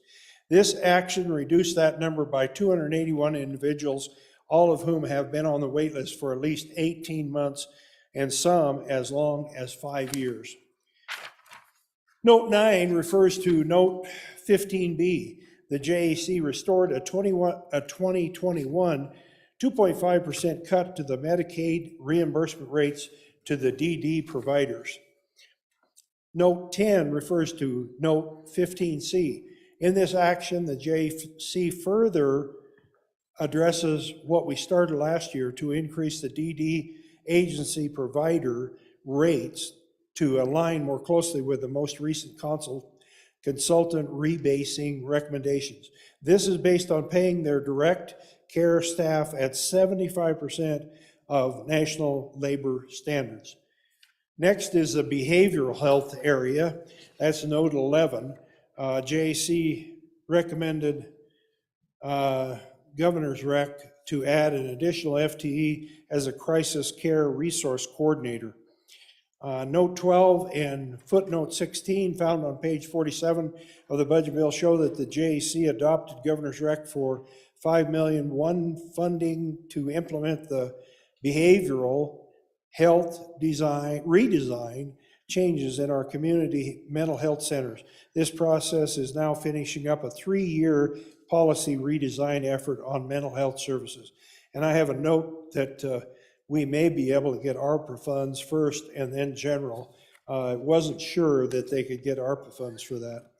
Note 13 denied Governor's Rec for the agency's annual enrollment estimates for the developmental preschools and adjusted the amount to reflect the actual known number. The budget process starts in August and the actual enrollment numbers aren't known until December 1st. So we make this adjustment from estimate to actual enrollment every year. Note 14, JAC increased the Gov's Rec for this fiscal year's ECA request by $2,074,547, making the total amount $4 million. This additional amount is to make up for part of the previous unfunded ECAs to the developmental preschools. This additional amount reduces the unfunded ECA amount by 36%. On aging is Note 15. JAC adopted Governor's Rec to fund Wyoming home service for the second year of the current biennium, 2024. You may recall in the standard budget, we explored the option of using ARPA funds for this program. Use of ARPA funds were found not to be eligible. Note 16, JAC added footnote number 17, found on page 48 of your budget bill, which requires the Wyoming Department of Health to pursue a narrowly tailored long-term care waiver. This request is in response to the information provided by Wyoming Department of Health regarding the request made last year to determine if a waiver could be applied for to cover the services provided by the Wyoming Home Services Program. I'm sure there's no questions. We'll find out. Thank you, Senator. Questions on Section 48, Department of Health. Let's go to the chairman, and then we'll get Senator Dockstader. Yeah, I think Senator Anderson did a marvelous job walking through that. And I'd like to go back and just give you a little bit more information on some of these, because the ones I'm going to touch on, you're likely to either you haven't received email or you haven't received phone calls, you will. So first, let's talk about, you hear this about reversions. We're funding it out of reversions. What does that mean? Well, it means that because of the ARPA program, we have this windfall of money we didn't expect, and it just builds up and builds up and builds up. So what do? Well, accounting-wise, you should really recognize it as revenue and then reappropriate it. Because the Department of Health is so massive, we've given them permission where we give them the direction to just grab onto those reversions and use them. It also gives your Joint Appropriation Committee the ability to direct those reversions where they like. I still have very mixed feelings about the way we're treating those reversions, but I'll give you an example. So in footnote 4, it says, we adopted the Gov's rec of 18 million federal funds one time for the public health emergency FMAP. What is that? Well, although you may hear on TV that the pandemic's over, the administration has never officially declared it's over. So instead of a 50% match on our Medicaid, we get a 56% match on Medicaid, which is worth about $9 million a quarter. And that's been going on quarter after quarter after quarter. And we don't know how for many quarters it'll go on. So that's a source of funding. And then if you go up to footnote 1, you'll see that those reversions are being used to fund a $39 million old hospital demo account. So you've all seen the old hospital, and it's a series of buildings, and then, as you can well guess, full of asbestos. The appropriation was for $39 million, although the department said they only needed 12 this year. So that's something reasonable minds can differ. You know, do you really need to appropriate 39 if you only need 12? Well, one side says, well, we'd like to know the 39's there. The other side says, come back when you need it. So that's something that is worth discussing. So then here's the ones that are kind of the toughies. 5, 6, 8, 9, 10. Those of you who are here will remember the pain that we went through to cut some of these programs. There were step 1 cuts, then there were step 2 cuts, and then there were step 3 cuts. The last time we were here, we restored the step 3 cuts. This reverses the step 2 cuts, and in some instances actually increases the programs. I have mixed feelings about it. I can see the need. I'm just hoping when we come back down here and the times are tough, I'm not the guy put in charge of cutting those programs again, because it was real hard the first time. The 12, that is your local mental health centers. And the department is trying to completely redesign how they're paid and improve the operations. And they need this $5 million one time for that implementation. You may hear about it from your local mental health centers. And then 13 and 14 is the CDCs, Child Development Centers. The governor recommended an additional 2. We put another 2 on top of it. And that's what those 2 footnotes are. 15, you've undoubtedly heard about. This is WIHIS. It's called WIHIS, Wyoming Home Services. This is the program. We have a Medicaid program that if you're in danger of going to the nursing home, we can provide services for you to help you stay in your home. This is for people who don't qualify for Medicaid to be able to stay in their homes and avoid nursing home.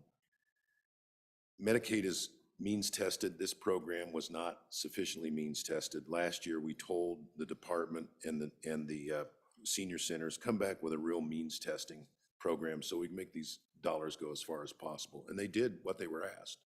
And they came back with a real means tested program. So we did what we said we would do. If they came back with a means tested program, that is a real sliding scale on income, we would restore the rest of the funding, at which we did. And then finally, footnote 16, that's what we're trying to do there is pursue federal funds for that WIHIS program. We've told the department we don't want to adopt expansion, or some do, but what we want you to do is ask the feds if we can find a way to take this WIHIS program from 100% general fund to maybe get federal funds to pay half the cost of it. So that's just another run through those same notes, and I take the time to do that because it was the focus of so much time and effort when we were down here on those budget cutting sessions. Thank you, Mr. Thank you, Senator Dockstader, just one question. Thank you, Mr. Chairman. And could be that Senator Schuler could help with this as well. On number 1, 39 million up to 39 million. It seems like it's been a while since I've been down to a meeting there, but last meetings I was there, we're talking about taking some down because of asbestos and keeping some there for historical sake that would be deemed safe. Does that money go towards that? And then number 10, I take it we're in the mode of kind of coming back up to those developmental disability waivers, bringing them back up to near where they were before. It seems like it's always catch-up program with those waivers, but those two questions. Thank you, Mr. Chairman. Thank you, Senator. Senator Steinmetz, you want to tag on, and then we'll go to Senator Schuler. Sure, thank you, Mr. Chairman. I just the broad picture, how much new ongoing expenses will be on the general fund from, if we accept all of these? How much is there in reversions and how much are we using in reversions? And then how many of the cuts are we restoring a dollar amount? And if you can't get that today, right now, I understand, but if we could get that at some point, I'd appreciate it. Thank you, Senator Schuler. Thank you, Mr. Chairman. Just to follow up with the good senator from Lincoln County, I think the footnote using the reversions with the transfer of 39 million, it's a good start in the right direction. Won't be enough to do what we need to do with the number of buildings that we have on that acreage, but at least it's a start, and we need to have that because I think that'll help ease the minds of some of the folks that were worried about those buildings being boarded up and people, and a safety issue as well as a hazard. So I appreciate the JAC adding that footnote, and I think that's important. Thank you. Thank you. Senator Anderson is not there. Senator Kinski. More questions. Okay, let's get Senator Hutchings first. Go ahead. Thank you, Mr. Chair. This is on footnote number 5, where we have the 50-50 match, and then of which a portion of that is for the increase in Medicaid dental rates. And I'm just wondering, is it normal to increase rates to maintain current provider participation in the Medicaid program? And I see here the words potentially allow Medicaid to try to recruit back lost providers. So is that a typical thing that happens with Medicaid? Thank you, Mr. Chair. All right, Senator Anderson or Senator Kinski? Got a lot of questions out there. Senator Anderson. Mr. Chairman, I didn't catch the questions from the senator from Afton, Star Valley, so we'll have to go over that. But with Senator Steinmetz, the new ongoing expenses general file, we'll have to look that up. Elizabeth said she could look it up, and how much her reversions were. She had a number, but she wasn't sure about it for the quarter, so we'll have to get back with that one. And I don't remember what the question was from It Senator related to the Hutchings. I think buildings it was at the state hospital. Oh, dental coverage? So first up, we had Senator Dockstader and Senator Schuler about the buildings at the state hospital, and then we had Senator Hutchings about dental coverage and restoring providers. So Senator Kinski. Senator Anderson was trying to get an answer to one of those questions when more questions came, so we'll tag team it here like we see on professional wrestling. Tag, you're it, Senator. In footnote 1 on the Wyoming State Hospital demolition account, you spoke of preserving historic buildings in the plural. I recall 1. And if you ask staff, they can give you the presentation that we received in terms of the demo and how they intended to stage that. I don't know, I didn't hear that it was going to go over 39 million, but they did give us something that's not exactly a timeline plan, but it'll give you an idea of which ones they're going to tear down, which is all of them. And then there's some underground things that have to be dealt with. So it looked like kind of a mess. Current providers. So footnote 5 on the Medicaid dental rates. This is children's coverage, I believe. I don't think we offer Medicaid adult dental coverage. I'm pretty sure we don't. What's happening is these pediatric dentists are dropping out of the program. I mean, Medicaid's tough enough to deal with, but the reimbursement's gotten so low. And that's how the department monitors. You know, they'll say, you know, you get what you get. But when they see people actually saying, walking away from the program, it gets to a level where you may have communities where you can't even get it. They say, okay, now's the time to adjust. Maybe not the best way, but it's really kind of the only way that we've got. And then the wait list. To my friends from Star Valley, your recollection's the same as mine. We fund getting rid of the wait list, and then all of a sudden there's another wait list. We fund getting rid of the wait list, and then there's another wait list. And the numbers on the program just grows and grows and grows and grows. So historically, we've, tried to hold the line on the wait list sometimes, and sometimes we fund it, and the program just continues to grow. Any other questions on section 48? Senator Anderson, you got some more? Oh, I'm sorry, let's get Senator Scott, and then we'll go to you, Senator Anderson. Go ahead, Senator Scott. Mr. Chairman, two questions. One with regard to the increase in reimbursements for the Medicaid nursing home coverage. And Mr. Chairman, that's an important element. It's how Medicaid is how most of America's middle class goes to the nursing home.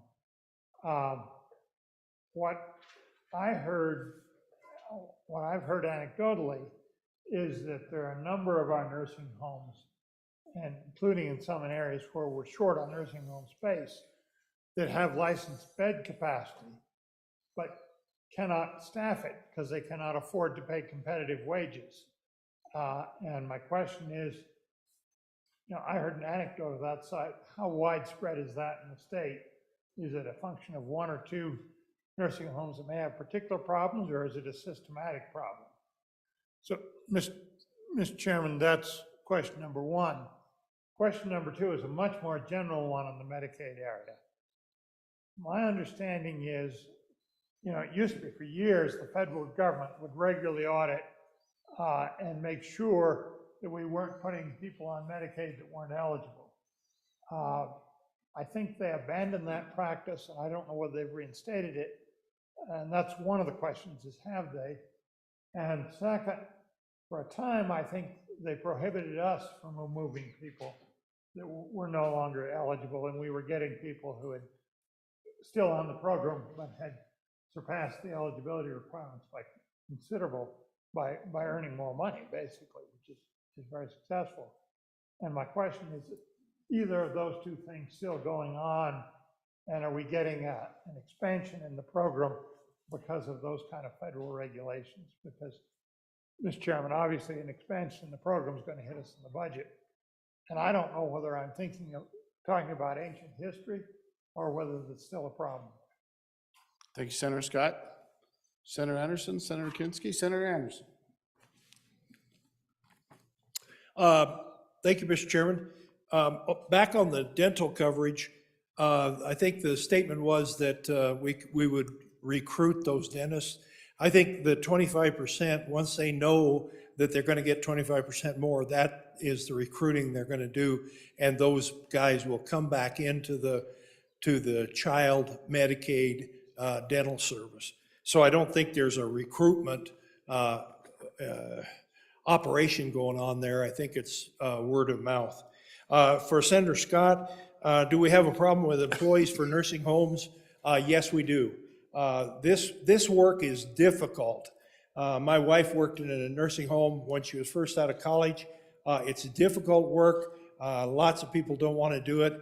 You get a nurse that comes out, and maybe she'll do that for a year or so, but she's not planning on making a career of it. So yes, we still have a big problem with that.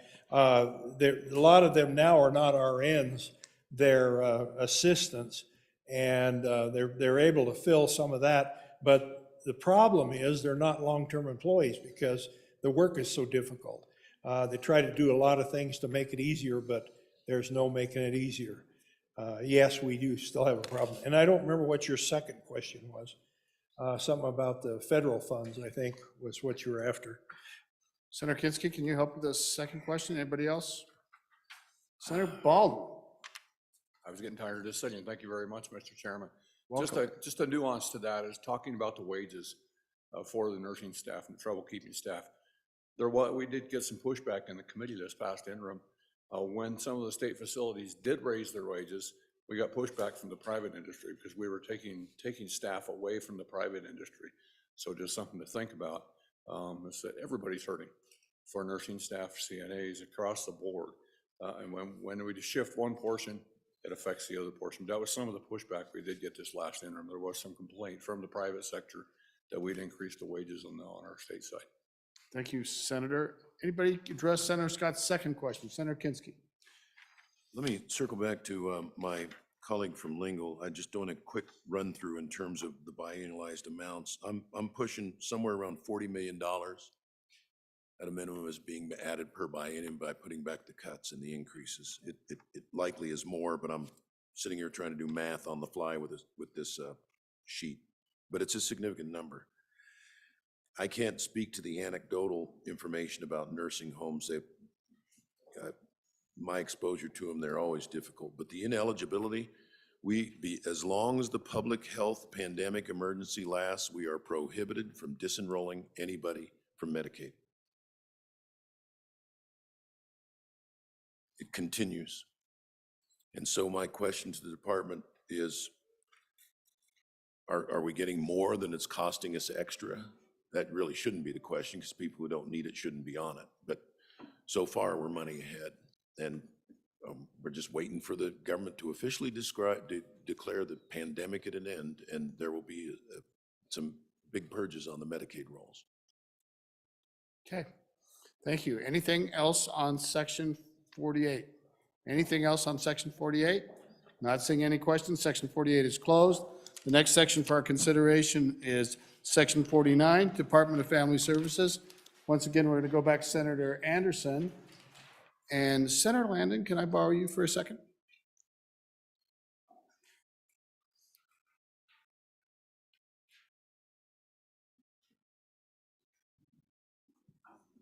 Trying to get to, give me 5 minutes. I'm going to take a little break. Section 49, Family Services, it should be Anderson. Okay. Microphones. Okay. Senator Anderson. Committee, we are to section 49, I believe, Department of Family Services. Did the chairman close section 48? We are closed on 48. Let's go to section 49, Department of Family Services. Senator Anderson. Mr. Chairman, I move section 49, Department of Family Services, found on page 10 of your summary sheet and pages 49 through 52 of your budget bill. Note 1 found on the summary sheet and footnote number 5 found on page 51 of the budget bill. JAC restored $2,702,484, $2,045,382 of general fund, and $657,102 of federal funds that were part of the 2021 Step 2 reductions to local services to adolescents with behavioral needs. This includes psychiatric regional treatment centers, and group homes and crisis shelter beds. Notes 2 and 3 on the summary sheet require a little explanation. The St. Stephen's Indian School in Fremont County is an Bureau of Indian Education School, BIE, not a Wyoming public school. For several decades, the 2 tribes on the Wind River Reservation were allowed to have administrative jurisdiction over the school by the BIE. They function like most public schools under this model, with a school board and alike with funding for the school still coming from the BIE. In the early 2000s, the legislature started supplementing the funds to the school to a level equivalent to ADM funding of the Wyoming public schools. But that funding had to be made annually through each of the tribes on a rotating basis by contract with the Department of Education, which required the tribes to direct the funds to St. Stephen's with the agreement the school would meet Wyoming public school requirements. Last year, with some unfortunate events with the administration of the school, the 2 tribes in a joint action turned the oversight of the school back over to the BIE. The BIE isn't required to meet Wyoming graduation standards or even to have teachers licensed to teach in Wyoming. As this transition back to BIE school has taken place, the WDE has worked diligently to engage with the BIE to determine if they were interested in continued state funding. and to date, they have not received a request to have a conversation or supplemental funding. The standard budget appropriation to the Department of Education for the St. Stephen School for the benefit of children on the reservation is not being used, and there is nothing to date that suggests the BIE interested in having that conversation. State helps to fund child protective services on the reservation. Department of Family Services administers those two contracts. There have been reductions to that budget, so we're moving the St. Stephen's money to the Department of Family Services with a similar intent to restore the reductions and address the needs of children on the reservation. Note 2 of the summary sheet and footnote 6 of the budget bill, JAC moved $2 million previously appropriated money from Agency 206, Department of Education, to DFS for Tribal Child Protective Services, which is provided through contract between the state DFS and both the Eastern Shoshone DFS and the Northern Arapaho DFS program. Note 3 of the summary sheet and footnote 7 of the budget bill, the JAC moves $1,050,000 from Agency 206, Department of Education, to DFS Local Services Unit 4915 to be used for individuals with high behavioral needs, and $500,000 of that amount is available at a 1-to-1 match to the Eastern Shoshone DFS or the Northern Arapaho DFS for children with high behavioral needs, with the matching funds coming from a non-state source. Thank you. Thank you. Any questions on Section 49, Department of Family Services? Any questions? Any questions? Not seeing any questions. Section 49, Department of Family. Was that a question, Senator Hicks? A question on that, Mr. Chairman. Okay, then Section 49, Department of Family Services is closed. Senator Hicks. Mr. Chairman, I request the committee of the whole stand at ease at the sound of the gavel for 10 minutes to give staff a break. Wish you would have done that 5 minutes ago, sir. Thank you very much. We'll stand at ease till the sound of the gavel, about 10 minutes. 10 minutes.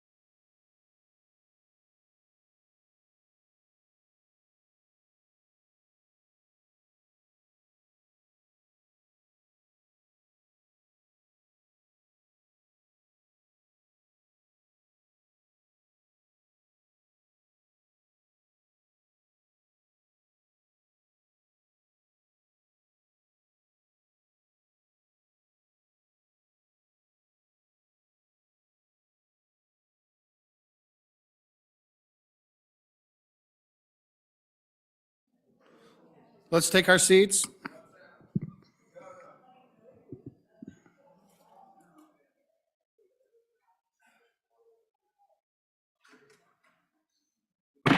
The Committee of the Whole will come back to order.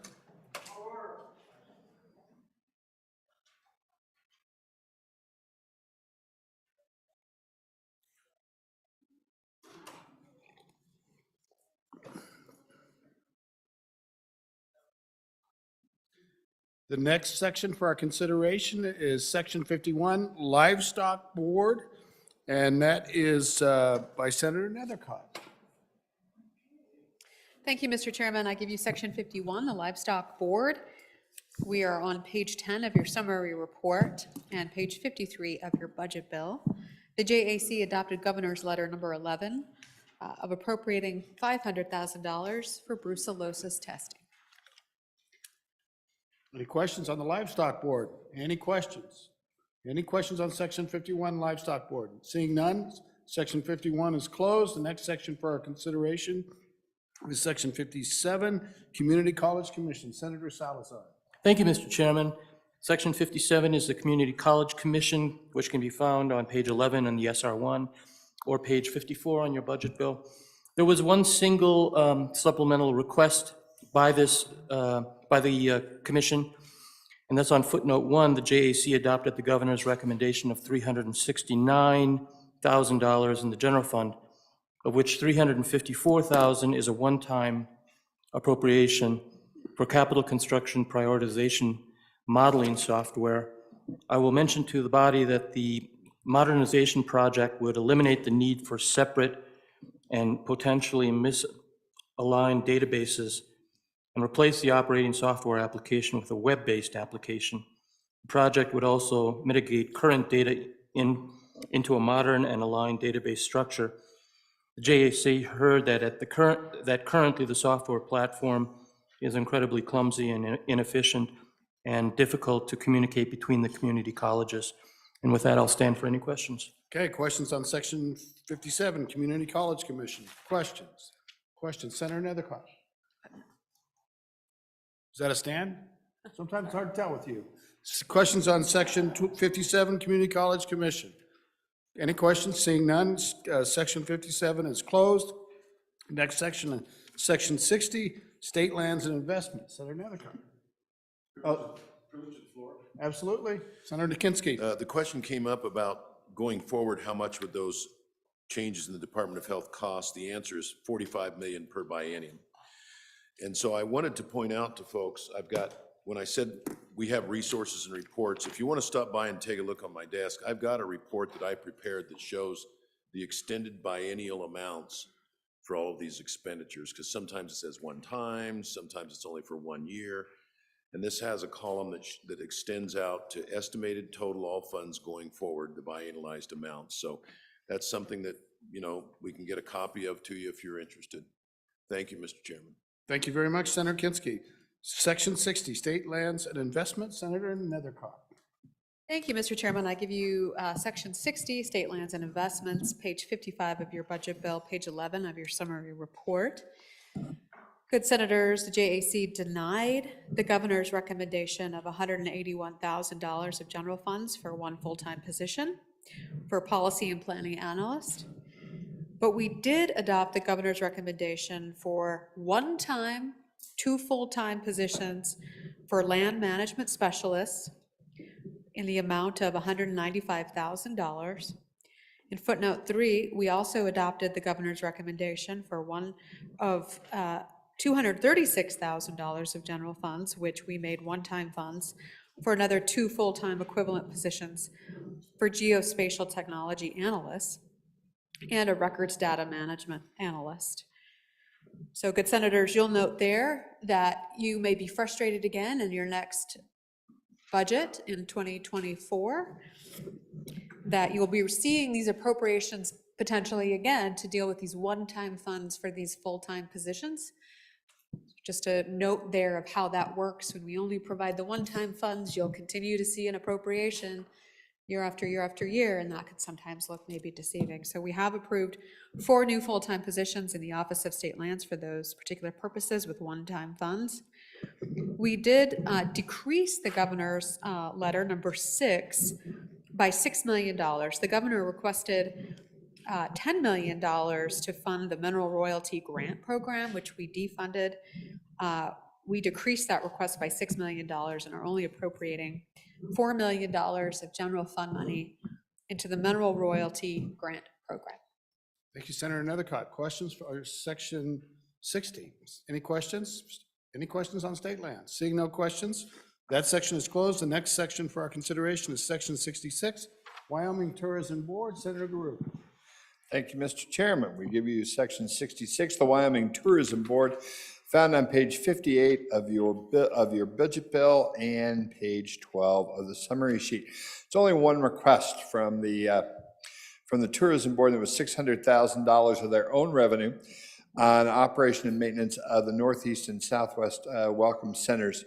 And for the newer members too, you see that all their $42,359,164 is special revenue. That is, they are now totally off the general fund, and those are all lodging tax dollars. So that's just a request from themselves. Any questions? Be glad to stand. Any questions on section 66? Any questions? Any questions? Not seeing any questions. Section 66 is closed. Next question for our consideration. Next section for our consideration is section 67, University of Wyoming. Senator Salazar. Thank you, Mr. Chairman. This is section 67, University of Wyoming, which can be found on page 12 in the SR1, page 60 in your bill. The JAC under footnote 1 adopted the chief executive's recommendation of $1.6 million for the Wyoming Agriculture Experiment Station Research and Extension Center's inflation. The experiment stations have experienced increases in the cost for items such as fertilizer, agricultural chemicals, seed, and fuel, to name a few. Under footnote 2, the JAC adopted the governor's rec of 3.6 for the Science Initiative program. These are ongoing programs. The justification that we were told was that the funding of the remaining components of the Science Initiative will continue to transform education using active learning, which will boost the student success and career prospects and better the Wyoming's K through 12 teachers. Section 3, or footnote 3, the JAC denied the governor's rec of 2.5 for campus security improvements. Section 5 added $860,000 of the general fund. Specifically, the funds are to bring the vacant biosafety level 3 laboratories and staff up. These are vacant positions that they're trying to fill, and so thus the request for the funding. If you look at number 6 on the footnote, the JAC denied the governor's rec and added $5 million out of the general fund for its Advanced Research Computing Center. And under footnote 7, the JAC adopted the governor's rec of 12.250, one-time money for the School of Energy Resources. If you look at the justification on that, the justification for support is driving the incremental revenue of Wyoming by developing new non-energy uses for the state's coal. The consequences of not funding the program, we were told, would be to delay the commercialization of the technology that could be implemented. Footnote 8, adopting the governor's rec of 2.5 for one time for the UW's Maury Research Program, which you can find on page 39 of the budget request. Footnote 9, the JAC adopted the governor's rec of 5.5 million in the general fund for Tier 1 engineering. And footnote 10, the JAC adopted the governor's rec of 1.5 million from the general fund, one-time money for the SER, the School of Energy Resources, matching funds, and added footnote 13, specifically matching requirements. Again, this is for the School of Engineering Resources, 1-for-1 matching. Footnote 11, somewhat of the same, added 2.5 million from the general fund, one-time money for the Endowment Challenge Fund for supporting of excellence of research, education, and extensions into the College of Agriculture.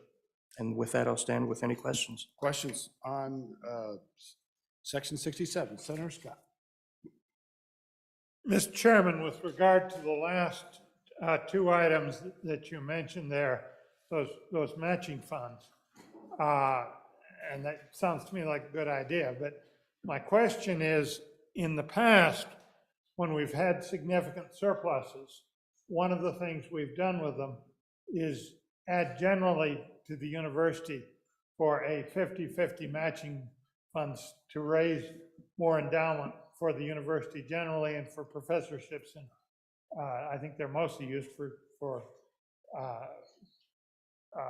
endowed chairs in various places. And it was a very effective way to multiply our surplus using private fundraising. My question, Mr. Chairman, was there any request from the university for that sort of thing and any consideration of it in the Joint Appropriations Committee? Because it certainly did work well in the past. Okay, do we have any other questions about the university? Any other questions? Let's go to you, Senator Salazar. Thank you, Mr. Chairman. I appreciate the question. As of, the answer is no. I heard no discussion with regard to that. It was not requested by UW in their supplemental budget, but certainly the good senator who has more knowledge than I do on these programs, I think that's something that perhaps might be looked into in the future, but I heard no discussions on those specific requirements. Thank you, Senator Salazar. Any other questions about the university budget? Any other questions? Any other questions on Section 67? Seeing none, Section 67 is closed. The next section for our consideration is Section 72, Retirement System. Senator Guru. Thank you, Mr. Chairman. I bring you Section 72, the Retirement System, on page 69 of your budget and page 13 of your summary sheet. There's only one request from the retirement system in the supplemental.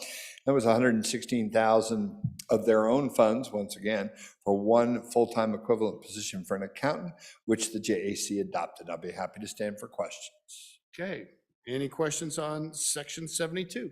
Any other questions on Section 72? Seeing none, Section 72 is closed. Next question for our consideration is Section 77, Enterprise Technology Services. Senator Guru. Thank you, Mr. Chairman. We bring you Section 77, ETS, on page 70 of your bill and still on page 13 of your summary sheet. Two JAC actions here.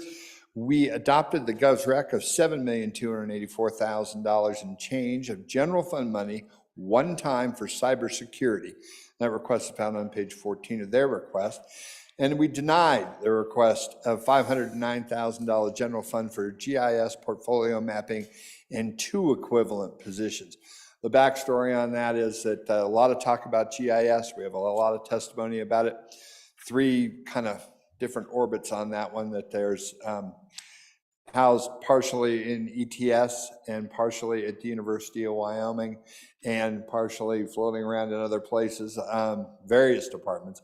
And we're still trying to get a handle and get answers from the various departments of where a good landing pad for that should be. But for now, we denied the request from ETS. Glad to stand for questions. Questions on Section 77? Any questions? Any questions on Section 77? Seeing none, Section 77 is closed. The next section is Section 80, Department of Corrections. Senator Nethercott. Thank you, Mr. Chairman. I give you Section 80, Department of Corrections. We're on page 14 of your summary report, page 71 of your budget bill. Good senators, the JAC adopted the governor's recommendation of $1.6 million of general fund money in response to the 2019 House Bill 53 legislation, probation and parole incentives and sanctions. This is necessary appropriations to continue with the overall reductions of anticipated incarcerations of probationers and parolees in our state. It's estimated by the department that this cost actually saves us about $4.5 to $5 million in incarceration costs. So even though it's an appropriation, they do believe it is a savings overall. Footnote 2, JAC adopted the governor's recommendation of $380,000 for one-time funds associated with their software systems. Footnote 3, JAC also adopted the governor's recommendation of $2.3 million one-time funding for adult community corrections bed expansions. Again, this is in lieu of incarceration, and so this type of expenditure allows for rehabilitation and deterrence of offenders. And footnote 4, JAC adopted the governor's recommendation of $1.7 million of general fund, of which $353,000 of that is one time for adult community corrections for current contract increases. As we all know, everything is costing more, and so this allows for that additional cost associated with those services being provided. Any questions on section 80? Senator Rothfuss.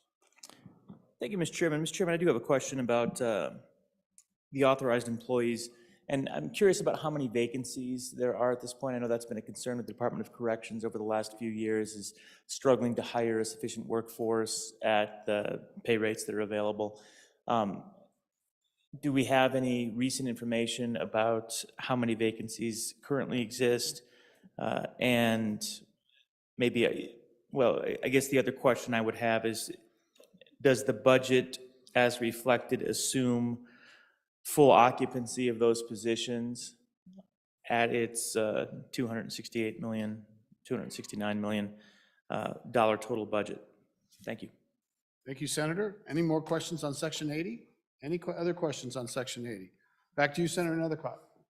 Thank you, Mr. Chairman. We'll get those answers for you, good Senator. I don't have the current data on the vacancies within this department, but they are vast. Thank you, Senator Nethercott.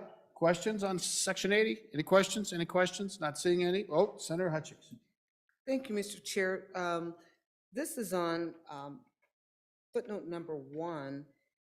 Can you tell me why it's taken so long for them to want to use this for a 2019 bill that passed? Thank you. Any other questions on section 80? Senator Scott. Mr. Chairman, on this correction section, it used to be we were funding a very extensive substance abuse treatment program. I think they were giving it to, I think at one point about 80% of their inmates that were, at least the ones who were approaching any kind of release, and it would knock their recidivism rate way back. Where do we stand on that? I know we cut some of it out in some of the budget reductions. Is that back to batter? Is it running full blast? Is it not doing anymore? What's the recidivism rate? Senator Nethercott. Mr. Chairman, thank you. I don't have accurate data associated with the recidivism rate. However, the following statement is true. Wyoming enjoyed the 3rd lowest recidivism rate in the country, which means once being released from prison, offenders are not going back in. We eliminated the intensive treatment unit program, which was drug treatment, at some point in time in my tenure or right before.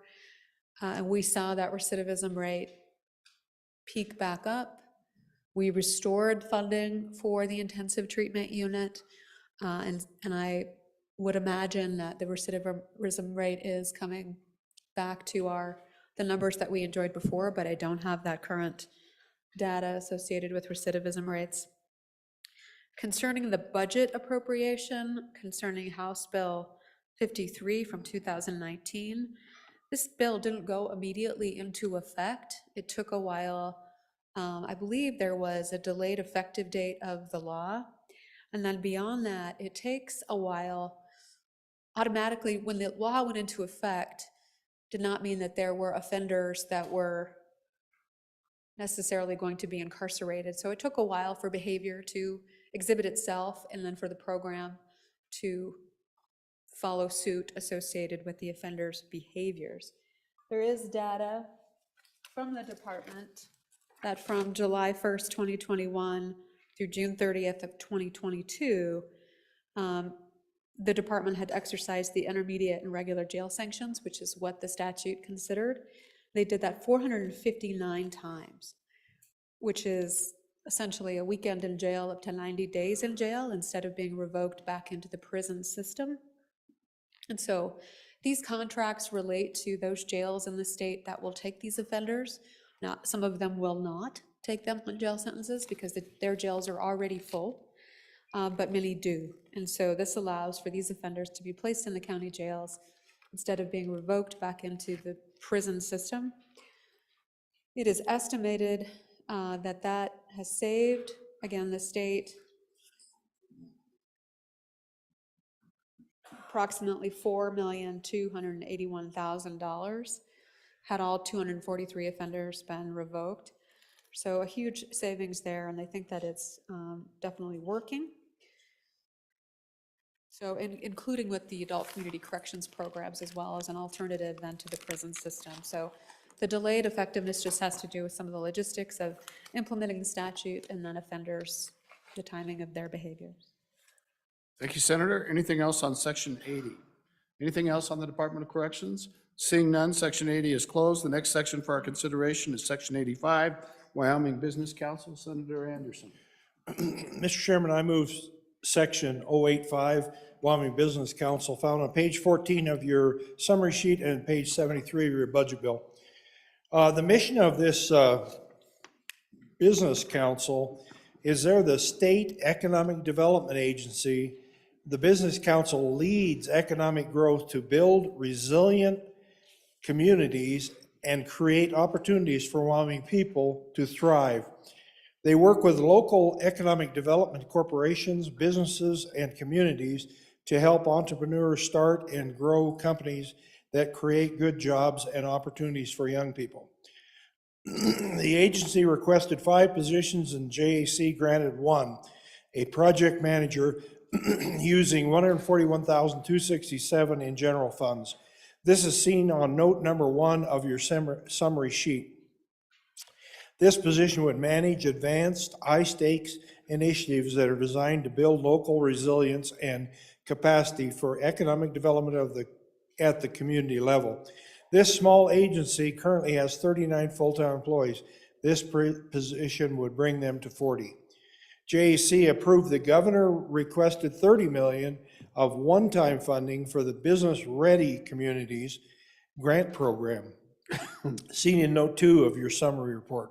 There is high demand for the BRC program, especially from the emerging nuclear economy. Trona is booming, and soda ash mining expansions and energy project developments. Grants are awarded to local governments who develop community-owned infrastructure that is then leased to private industry to support business recruitment or retention projects that create new and good-paying jobs. Current BRC funding is inadequate to compete with other states who are also trying to attract businesses. There is currently $37 million in this fund, with $37 million in approved projects awaiting SLIB's final determination. There's another $37 million in known developed community projects in the pipeline and another $59.5 million in strategic projects, including industrial site development and business parks. Between time-sensitive opportunities outpacing our financial incentives and increased construction costs, it is critical this program be well-funded so we don't miss out on opportunities to diversify our economy. Footnote number 4, found on page 74 of the budget, and note 3 of your summary sheet.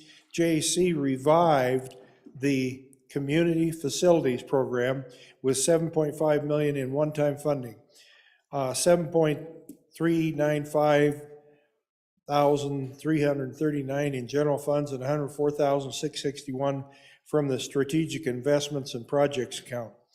The Community Facilities Grant Program assists cities, towns, and counties and joint powers boards in preserving former school and government facilities that can be reused as space for community gatherings and events, recreational, swimming, and athletic facilities, especially for youth. Applications are submitted to the WBC with final approval from SLIB. That concludes the Wyoming Business Council. Okay, questions on the Wyoming Business Council, Sections 85. Senator Hicks. Yeah, Mr. Chairman, so when I look at the budget that we approved last year, we put $24 million in this account. This is a supplemental, so we're more than doubling the budget in a supplemental budget. And I guess that's a little bit of concern, but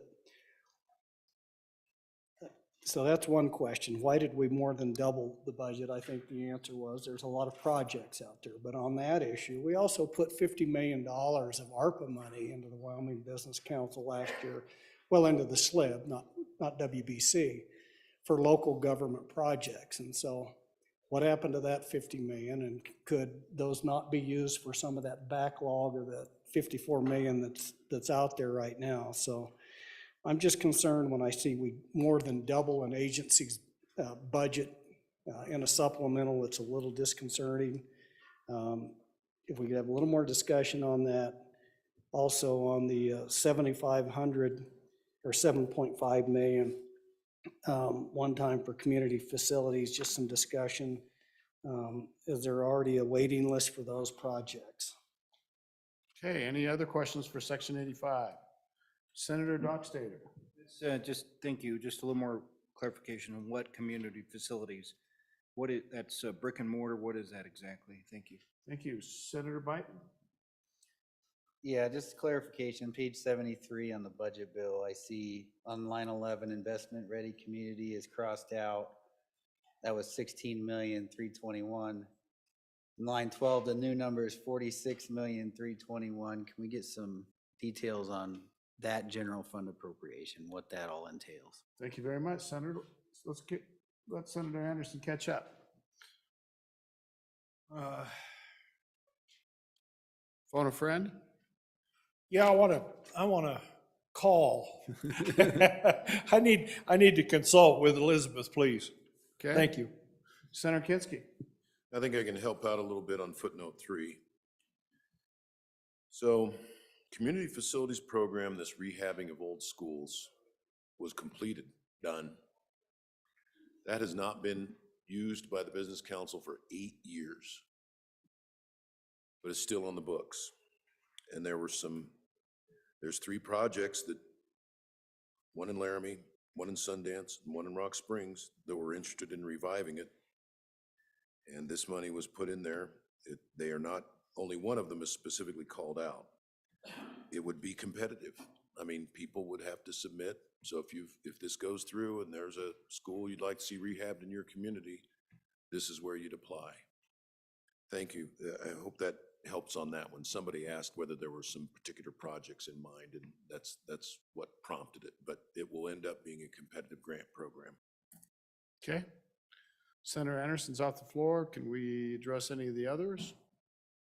Anybody else? He's coming back in. It's up to you, Senator Anderson. Mr. Chairman, I'll have to answer some of these on the second go around. Some of it was ARPA funding that isn't coming through for us, and we're having to move to the budget. So we'll get that rounded up. Thank you. Okay, that's fair enough. Any other questions on section 85? Senator Hutchins. Yes, sir. I see on footnote number 2, they adopted the governor's recommendation of the 30 million from the general fund. But when you look at the budget request on page 21, it says that the governor recommended a partial approval of this one-time request. And I too want to know, what are they going to do with that money? Thank you, Mr. Chairman. Thank you very much. Senator Ide. Thank you, Mr. Chairman. I echo the sentiments of a good senator from Baggs. This seems like an agency that's just growing and growing over the years. And I've seen in our own communities where they're competing with, established entities, using their own tax dollars against that and making them uncompetitive. So anyway, I have large concerns on the increase in funding on this. Thank you, Mr. Chair. Thank you very much. Senator Kinski. Thank you, Mr. Chairman. To answer the question of my friend from the southeast corner of the state, the original agency request was 60. The governor cut it back to 30. I think that was the question. So let's talk about the evolution of the business council. The complaint from the gentleman in front of me that they just end up competing with additional businesses has been heard. Complaints from some like me that it just ended up being another place for cities and towns to go for water and sewer grants, and they'd call it economic development. Business council heard that, and I think with a direction from the governor, become relevant to economic development. So their prior grant program would be $1.5 million. So if you needed to help on a sewer because you're going to extend it for whatever reason, and in full disclosure, I used that water and sewer to build the business park in Sheridan. We extended but it was a legitimate business development project. We extended water and sewer to where it had not existed before, and we traded that for the land for the business park, 300 jobs. So they found that the $1.5 million limit didn't work. We're competing against other states where the dollars are bigger.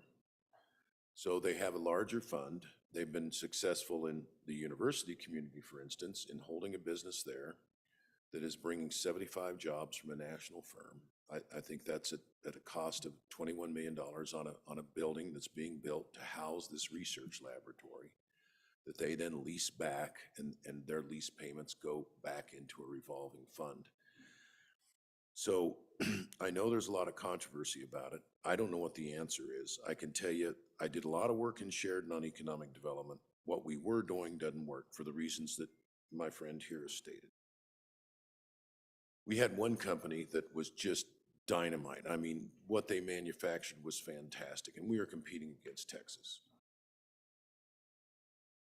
So Texas has regional bodies that have, each regional body has a larger budget than our business council, and they can make a decision in a matter of weeks. Ours is a quarter to quarter grant cycle. It's very slow. And the dollars that they're talking about are bigger. So we're talking about bigger dollars. We lost the company to Texas, by the way. I mean, we could not match what they were doing. We were talking about $1.5 million and, help them out with water and sewer extension. So that's where we are.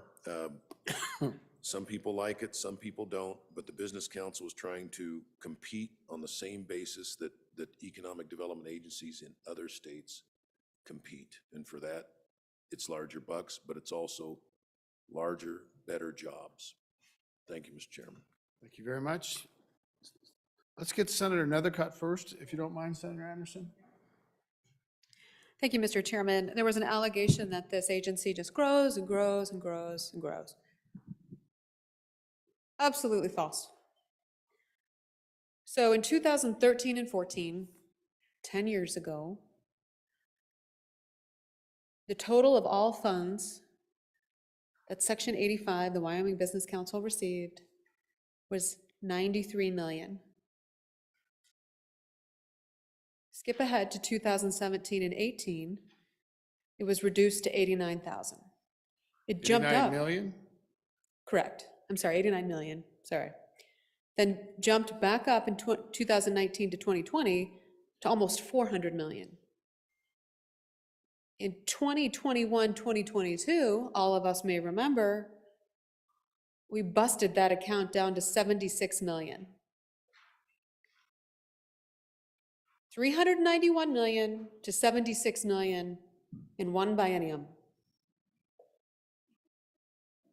This budget, 23-24, goes down by 26 million, is anticipated for the 23-24. The percent change from 2013 to 14 is about 46%. You can look in your budget data book for this information. It's there. But what this does reflect is how the legislature budgets. These numbers aren't static. And in fact, they show how flexible and responsive we are to changing projects, which is why we do a biennium budget. Sometimes it goes up, sometimes it goes down. But it certainly is on the downward trend and has been on the downward trend. So I'm just trying to push back a little bit on this constant and easy argument that it just grows and grows and grows. Those of us who have been here have been cutting the state's budget profoundly.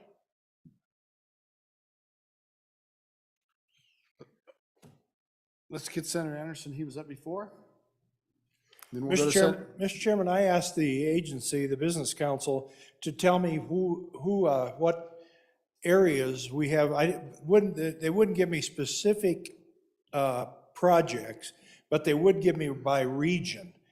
And they give me a dollar amount by region. So in the southwest region, which is the Bags area, they're talking about $20,750,000 in funds there. In the west central region, Fremont, Sublet, Teton is $23,875,000.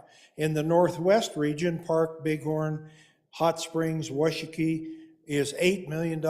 In northeast Wyoming is 83 million. That's Sheridan, Johnson, Campbell, Crook. East Central region, which is Natrona, Converse, and Niobrara and Platte, is 10,840,000. In the southeast region, it's about 22,250,000. So I'll get you a copy of this map they made for second reading. Thank you. Thank you, Senator. Senator Hicks. Mr. Chairman, we need to just be careful that we're going to compare apples to apples and not apples to oranges. So when you look at the Business Council's budget from 2020, we had this thing called the CARES Act.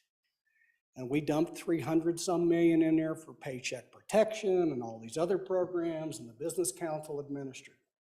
What we need to know is the general fund to general fund, not all those federal dollars. And quite frankly, the Business Council did an outstanding job. They completely retooled and had to do everything for all of those federal dollars that we put in there. But to say that we've cut those is not accurate. They were distributed. They were one-time federal funds through the CARES Act. So when we're going to compare these budgets and talk about, let's use apples to apples and not throw out things with federal windfalls. Thank you, Senator. Senator Nethercott. Thank you, Mr. Chairman. I certainly wasn't trying to indicate that the CARES Act funding didn't go into the Business Council to the tune of $329 million. So in fact, the Business Council's general funds appropriation at that time was $55 million on the downward trajectory for the last 10 years. It's not growing and growing and growing. Thank you, Senator. Senator Beitman. Thank you, Mr. Chairman. I hate to interrupt that love fest, but trying to get an answer on that 30 million of my question before, that from going from 16 million to 46 million general fund dollars from what we appropriated last year to this new proposed appropriation of 46 million. It's a substantial amount of money, and I just would like to know more details on that. Thank you, Senator. Is that one of the questions we're going to get later? Okay. Senator Kinski. Well, let me make sure what we're being asked. Because the data that was presented was what was appropriated has been committed on ongoing economic development projects, some of which are public, the one in Laramie, the research place, some of which are in the works.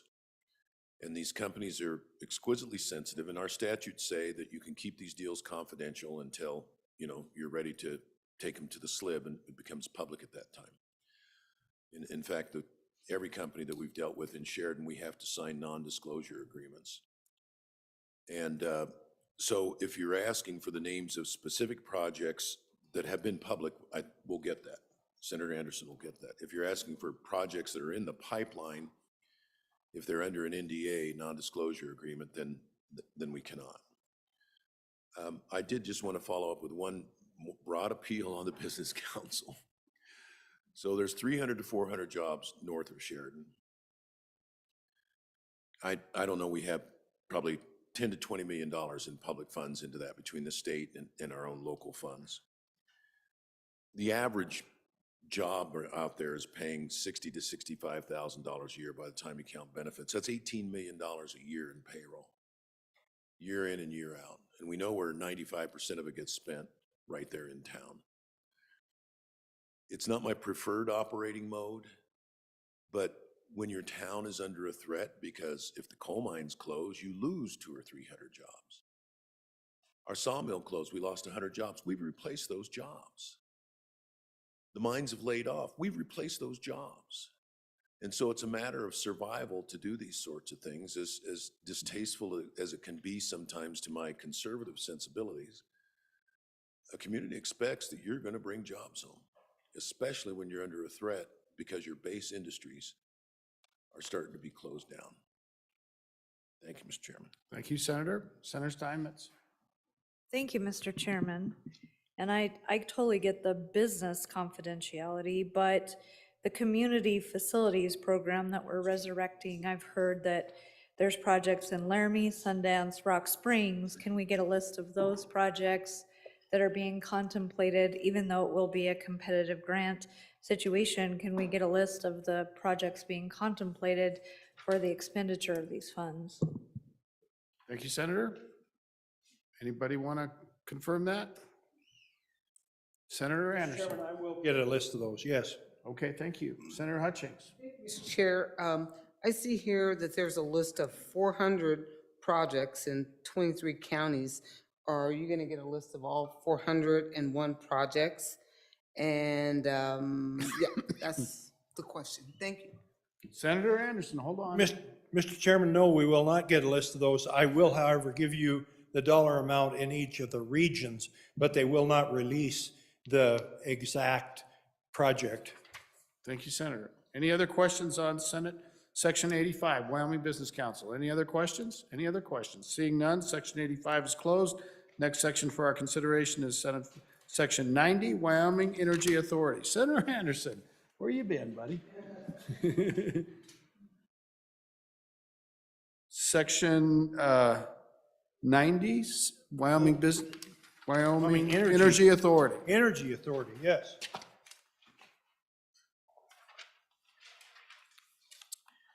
Mr. Chairman, explanation on Section 90, Wyoming Energy Authority. Please refer to page 15 of your summary sheet and page 75 on your bill. Mr. Chairman, the Wyoming Energy Authority is a combination of what was the Wyoming Infrastructure Authority and the Wyoming Pipeline Authority. The JAC adopted the Chief Executive's recommendation of $175,000 for contract services, I'll repeat, to hire one additional staff member to assist with carbon capture, utilization and storage, and work on other heritage resources. Summary note 1. Mr. Chairman, the JAC adopted the Chief Executive's recommendation of $335,000, of which $50,000 is one-time from the Wyoming CO2 initiative. This request will provide technical support and information requests related to CO2 transmission pipelines and future development. Summary note 2. Mr. Chairman, JAC added $500,000 in footnote 1 for Wyoming mineral-related marketing or mineral market protection work. Summary note 3. I might add that that started out being coal only, and we changed it to all minerals because we have a lot of mineral marketing coming up with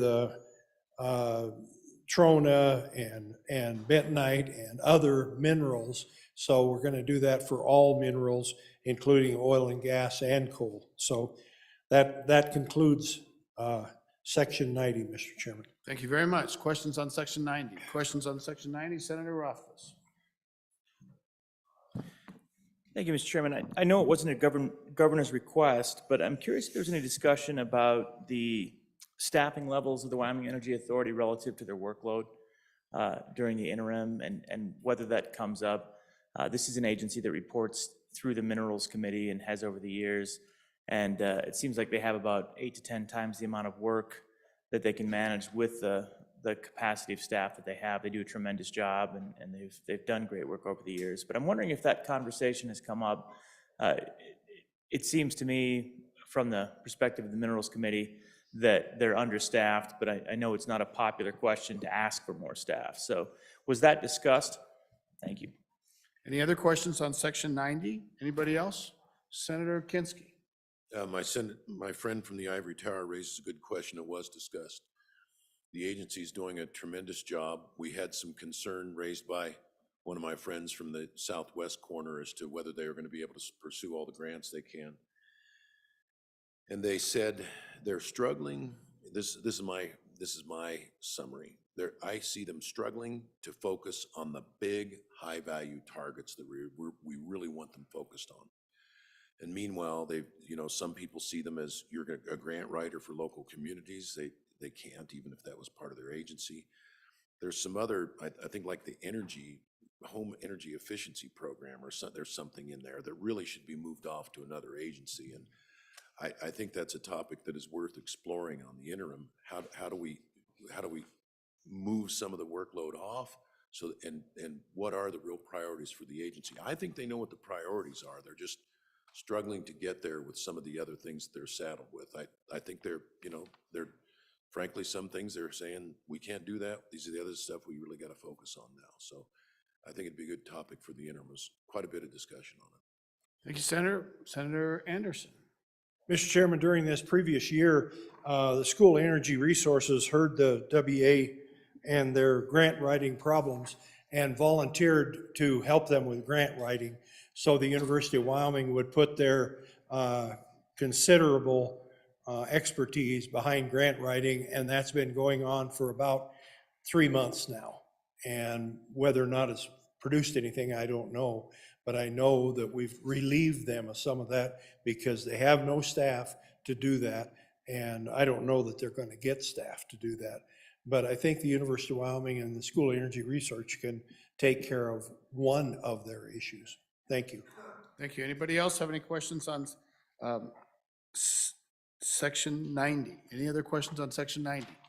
Seeing none, Section 90 is closed. Next section for our consideration is Section 101, Supreme Court. Senator Salazar. Thank you, Mr. Chairman. Section 101, Supreme Court, which is on page 15 of the SR and page 76 of your budget.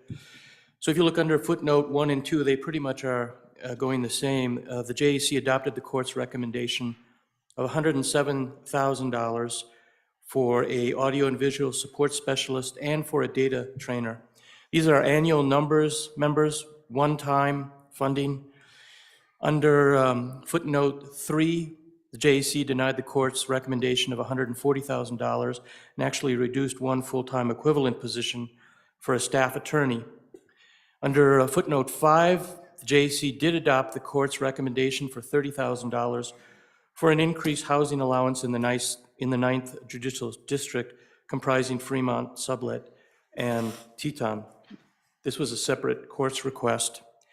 Finally, on footnote 7, the JAC added $877,000 for a salary adjustment for the Supreme Court, the District Court, and the Circuit Court judges. And to be transparent, those percentages are for the Supreme Court, a 7% increase, for the District Court, a 7% increase, and for the Circuit Court judges, a 6% increase. Thank you, Mr. Chairman. Okay, any questions on Section 101? Any questions on Section 101? Senator Rothfuss. Thank you, Mr. Chairman. Kind of a similar question, oddly, to the last one, which gets to staffing. We obviously are increasing to a small degree the number of judges that are available, I think district court judges by 2. My question is, it's my understanding that we still have some docket timeline challenges and that we really struggle to have our judges have sufficient time to make all of their appointments, get cases in front of them in a quick manner. So my question is, as we look at this budget, we try and keep this budget lean, and my curiosity is how many more judges would it take for us to actually get to the point where we had a relatively smooth system where the judges were not necessarily overtaxed and where it was a lot easier to get get time with a judge, get a court appearance in a timely manner. I don't think we're that far from it necessarily, but this is something that I don't know if the Appropriations Committee has discussed with the Supreme Court, what a full bench would look like and how many more judges we would need to achieve that full bench. Okay, anything else? Any other questions on Section 101? Any other questions? Back to you, Senator Salazar. Thank you, Mr. Chairman. So the minority leader raises a good point.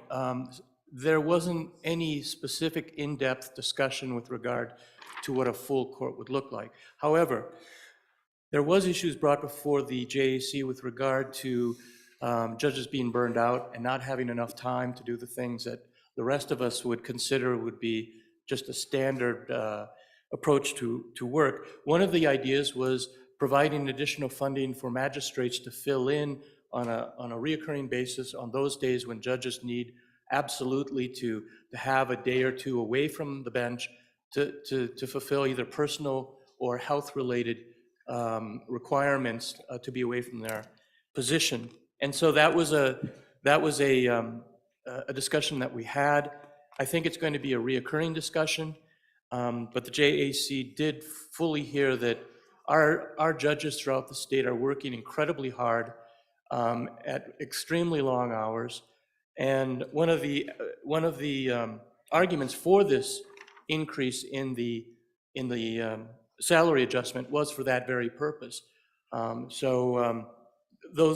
That particular issue was discussed with the magistrates. With regard to what the courts look like with a full complement, I think that's an ongoing discussion. So, Thank you, Senator. Any other questions on Section 101, Supreme Court? Senator Hutchings.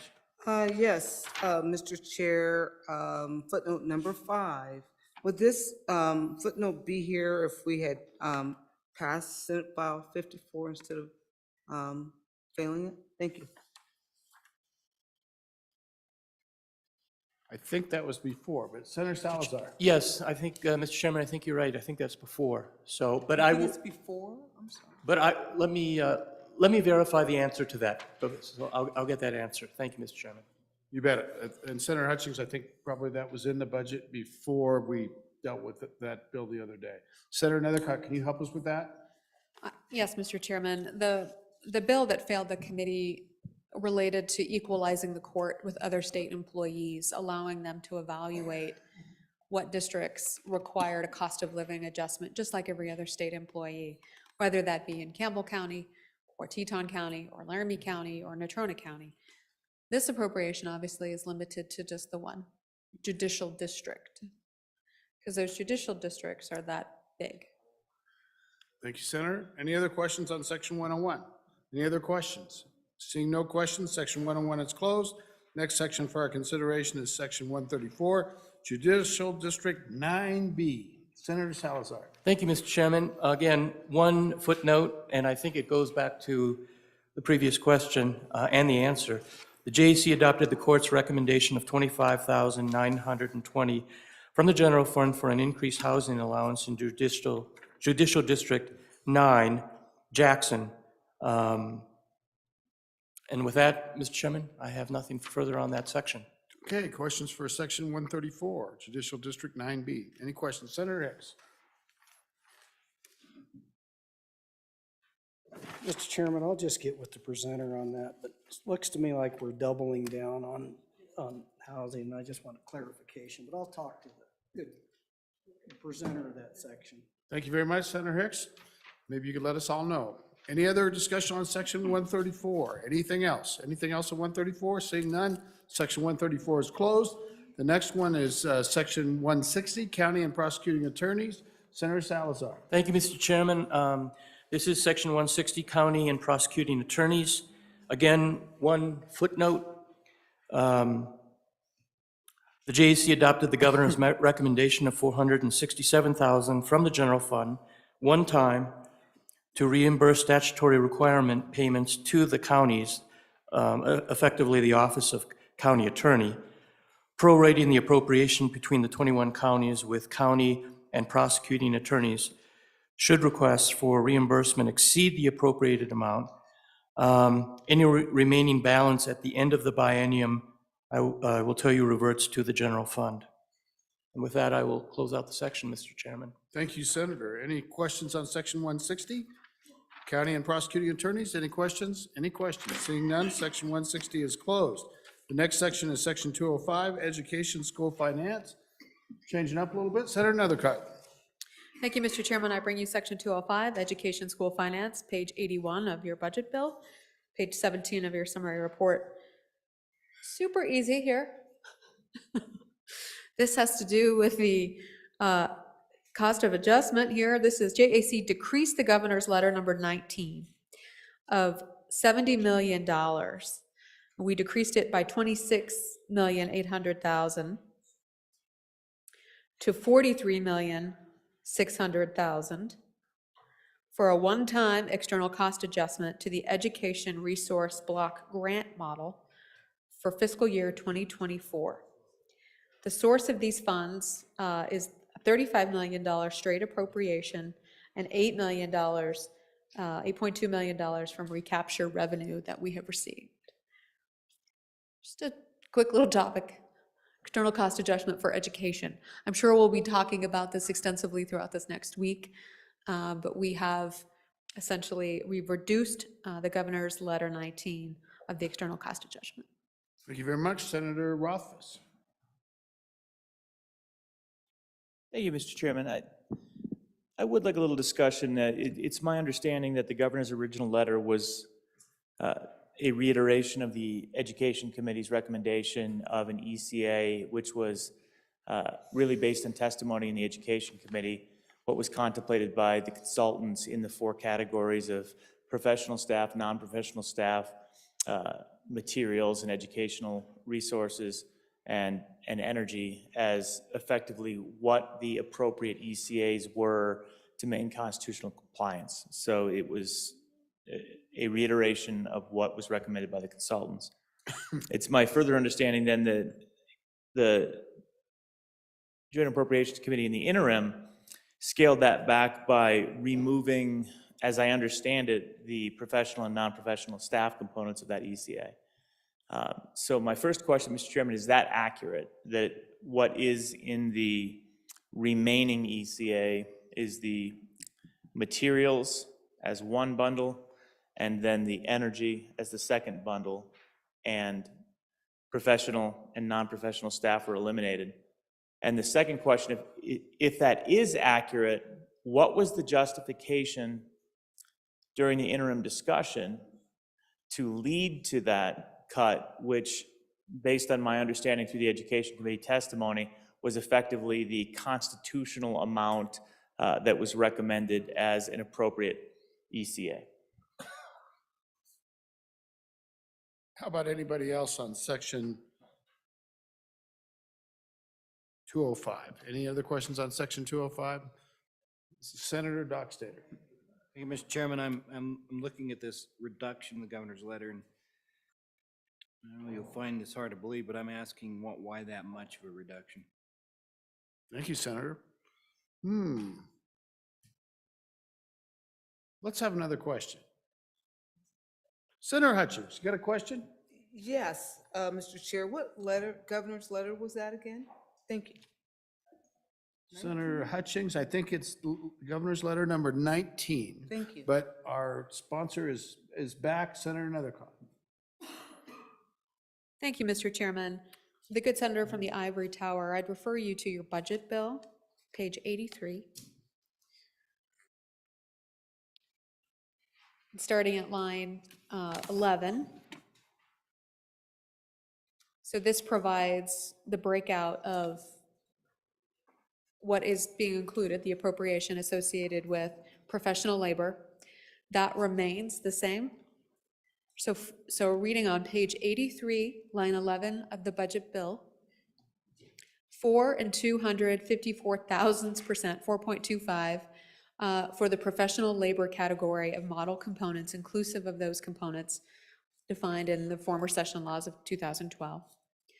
Going on to line 16, 5.3 for the non-professional labor category of the model components. Going on to line 21, 5.9 for the educational materials category of the model components. So those are included. They have not been taken out. Going on to page 80, what page is here? 83. 84. We just did 83, going on to page 84. Line 2, 8.9 for the energy category of the model component. So all of those are being funded and remain. So timeout. I don't think the page numbers are matching, at least not the one I'm using. So when you were talking about page 83, you were actually, the bill is 82, page 82, what we have. And then when you went to 84, that's actually page 83 that we have. So Thank you, Mr. Chairman. I think that clarifies it, but certainly you can find that in the bill on page 82, 83. Says the same thing, I think. the words are the same, the line numbers are the same, the page numbers are different. Thank you. That was great, Senator, really was. Anybody else? Senator Scott. Mr. Chairman, just make two comments here. One, there was a reference to constitutional spending amounts. Mr. Chairman, it is my view that the constitutional spending amounts are whatever we enact, that's our duty as a legislature to decide how much will be spent, and that a decision by anybody that is not elected representative of the people on how much we spend has the real effect of, because it forces our taxation without representation, and that's tyranny. So I think that if it's constitutional, it's what we enact. And I think that's a very important point. Second, I think, there's clearly inflation setting in. But we've been, for various reasons, unable to do some of the things we needed to in recalibration to bring the spending to where it's efficient. And I think there is a matter of a certain amount of the inflation effects that can be dealt with at the district level from the funds that they already have. So I think that's an element in the calculation of what's needed. And then as a final point, I remind you, we are still dealing with just a pure block grant. And if we give them enough total money, it doesn't make so much difference where it comes from. Now, we may change that. That's a different debate, Mr. Chairman, but I would make those points very strongly in this considering this particular budget. Thank you, Senator. Any other questions on section 205? Any other questions? Senator Kinski. I wanted to address the question, why 43 million, from my friend from Star Valley. You'll recall that when we were here the last time, we appropriated an ECA just on a couple of different categories. There's a lot of different categories. We appropriated for materials and energy because the sense at that time was those were the ones most impacted by inflation. We did it for 1 year because we didn't know where inflation was going to be going. At the time it was 9%. We didn't know it was going to go up or it was going to start receding. This time around, on that same rationale, we extended materials and energy since those are impacted. We know those are impacted by inflation. And then the labor categories, we extended those as well. So it was kind of pick and choose based on your intuition of where it's most needed. It added up to the 43 million. Thank you, Senator. Still on section 205. Any questions? Any questions, Senator Rothfuss? Thank you, Mr. Chairman. I guess I'm missing something a little bit here. There are 4 categories. While all 4 categories are listed here, they clearly can't be extended consistent with the recommendation from the Education Committee. Otherwise, the total would equal 70 million. So if I was incorrect that professional labor and non-professional labor were the ones that came up short relative to the recommendation by the Education Committee, what categories did get cut short relative to the governor's recommendation, which was the Education Committee's recommendation? That's my first question. My second point is regarding the constitutionality that was discussed. The constitutional recommendation is something that we've discussed over the years through the Education Committee, which basically means a full ECA consistent with the Campbell decisions. It certainly is up to a lot of different factors. We are elected officials. We can make determinations on our beliefs of whether things are or are not constitutional, but at the end of the day, there's some pretty clear guidance from the Campbell decisions related to what is and isn't a constitutional funding level that has guided us. We know that a full ECA consistent with the recommendations from our consultants is going to achieve constitutionality at a certain level consistent with the funding model. We can all have different opinions on whether going below that is or is not, but at the end of the day, we have a level that we know won't get us into the courts, and we have levels below that that will probably get us into the courts, that then leaves it up to the courts to determine whether it is or is not constitutional. So I just wanted to make that clear, that there's a level that would keep us out of the courts. That seems to be about 70.5 million. I'm wondering why we're short of that. Thank you very much, Senator. Let's go to the chairman first. Chairman Kinski. Well, clearly we backed off the percentages that were recommended. I've got to go back to staff to find out where those were and why. Thank you, Mr. Chairman. Senator Nethercutt. Thank you, Mr. Chairman. It was energy and materials. So they refunded them at the historical levels, but they did not increase them to what was recommended by the governor's letter and the Joint Education Committee. Thank you, Senator. Any other questions on section 205? Any other questions? Seeing no questions on section 205, section 205 is closed. Section 206, Department of Education. Senator Nethercutt. Thank you, Mr. Chairman. I bring you section 206, Department of Education, page 83 of your budget bill, but I say that with really no idea. I believe it's 83. It is, it's right. It is 83. Excellent, good start. Good senators. JAC added $26,550 general fund one time for the annual state dues for the Education Commission of the states, and added footnote number 5 to the budget bill. Number 2, JAC reduced by $3,050,000 of general fund and moved these funds, as you might recall hearing earlier, from the good senator from Natrona County to the Department of Family Services, section 49, and added footnote number 6 to specify that any budget request for the St. Stephen's Indian School submitted by the department be included as an exception budget request. So this is coming out of the Department of Education, being transferred into the Department of Family Services. No funds are being reduced, just a transfer of agency. So it looks like it's a reduction from education, but it's going into Department of Family Services. Thank you, Senator. Questions on section 206? Any questions on section 206? Seeing no questions on section 206, the Department of Education section is closed. Next section for our consideration is section 38, Wyoming Gaming Commissions. Senator Guru.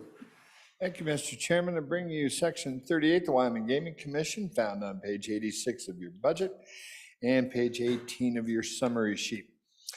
The long and the short of this department is the governor asked for 4 positions: full-time license clerk, 2 full-time inspectors for off-track wagering, and a license and a sworn peace officer. Your JAC accepted all of those except for the sworn peace officer. The rest of those requests were done, and you see that as a cross on the full-time and part-time employee list. We did 14 employees. They had 15 employees. The other 2 requests were just questions for computer and ETS, but I'd be glad to stand for questions in front of the Gaming Commission. Any questions on section 38, Wyoming Gaming Commission? Any questions? Any questions? Not seeing any questions. Section 38 is closed. Next section for our consideration is section 78, Mental Health Professional Licensing Board. Senator Nethercutt. Thank you, Mr. Chairman. I give you section 78, Mental Health Professions Licensing Board. Page 18 of your summary report. The JAC adopted the governor's recommendation of $39,000 for administration services. Number 2, the JAC adopted the governor's recommendation of $103,000 for background checks. And number 3, JAC adopted the governor's recommendation of $18,000 for monitoring and use of the National Practitioners Database for disciplinary action against licensees in another jurisdiction. So essentially operating costs there out of the special reserves. Thank you very much, Senator. Any questions on section 78? Any questions on section 78? Seeing no questions on section 78, that section is closed. The next sections are our section 300s, I assume we kind of go through them one at a time. We don't have to close each one, I would assume. So section 300, budget balance transfers. Senator Kinski. Thank you. We come down to the end, but I would ask that you try to break the tape on this one. This is where we really need some focus. These 300s can move a lot of money, a lot of money. They can transfer it back and forth. They can earmark it. These really merit attention. So with that, let me start on page 19, the first 15 footnotes. Number one, this is where the governor wanted $412 million to go to the corpus of the Permanent Mineral Trust Fund. JAC denied that. That was a vote, lopsided vote, with the House outvoting the Senate. And that's something we'll talk about again when those situations happen, when we get to Wednesday's amendments. Footnote 2, the governor wanted to transfer $68 million and $34 million for retiree inflation for people on the public employee plan. That was denied. We're still stinging from the 175 it took to bail out Fire Plan A. So we're all very cautious when actuaries tell us it's okay, you can do this, it won't cause any problems down the road. So we declined on that one. Number 3, the governor wanted to put $248 million into the corpus of the Common School Public Land Fund. Denied again. That was with the Senate approving, the House disapproving. We'll talk about that more on Wednesday. Number 4, we denied the governor's request to transfer $1.1 million from SIPA, the Strategic Investments and Projects account, to the LISRA. What the governor wanted to do was close it out, just get rid of the SIPA. It's kind of moot because the SIPA's already been completely spent. So it is at zero, but by a different means. Number 5, JAC increased, the governor wanted to put $35 million into Wyoming's Tomorrow. JAC increased that by $5 million. Again, the Senate was on the wrong end of a losing vote there. Number 6, $82 million from the School Foundation Program Reserve to the School Capital Construction Account. That transfer is necessary to fund $100 million in school construction that we will see discussed further on the next page in footnote 8, section 313. Footnote 7. This repeals the transfer of $6 million from the local government capital construction account to the general fund.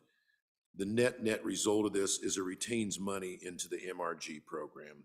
It funds the MRG program by retaining money. So that's the Mineral Revenue Grant Program that the small cities and towns go to and counties for emergencies.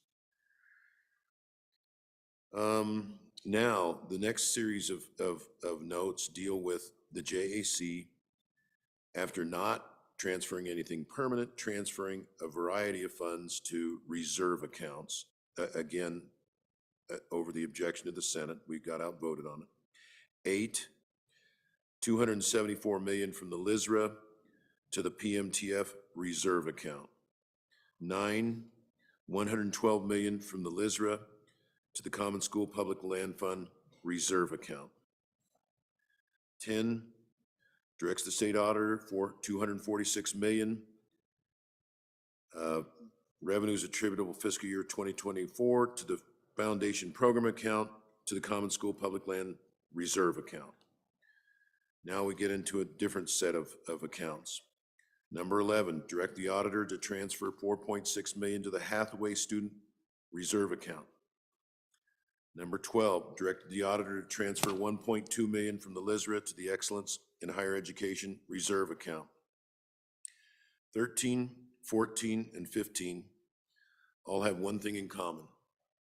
They are designed to intercept tips. What does that mean? It means the way, for instance, the Permanent Mineral Trust Fund is set up. If its earnings exceed a certain level so that your reserve accounts are full, the excess is supposed to tip over into the corpus. This says, don't tip it into the corpus. We want to grab onto it. That's for the Permanent Mineral Trust Fund. Same thing for the Common School Public Land Fund. Same thing for the Hathaway Student Scholarship Fund.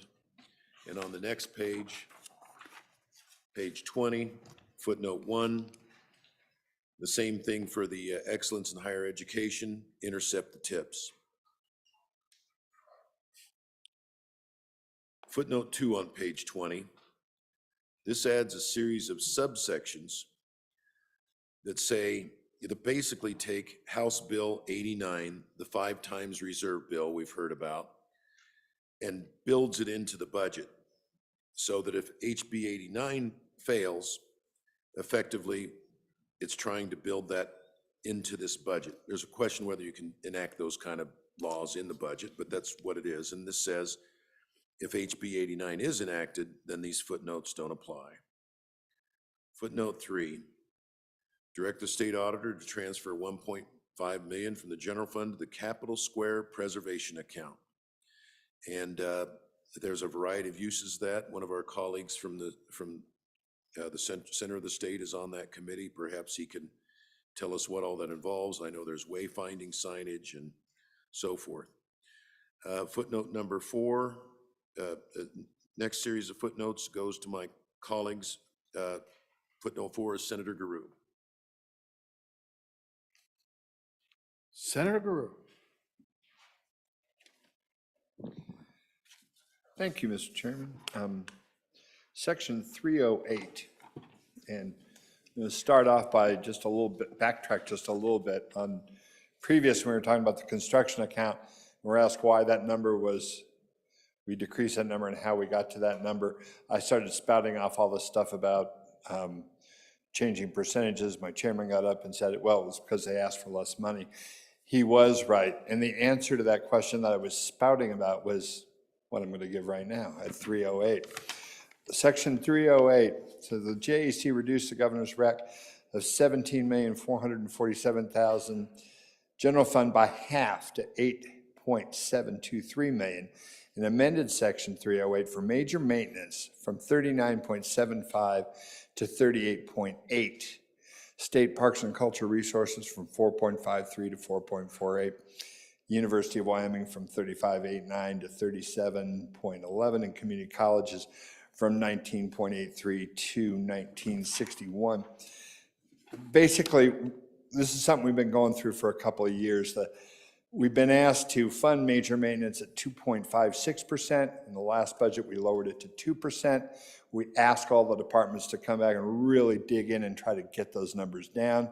They did as much as they could, but then they came back and said, hey, how about we try to split the difference a little bit? And so what we've come up with across is about 2.125% across the board, which is less than the 2.56%.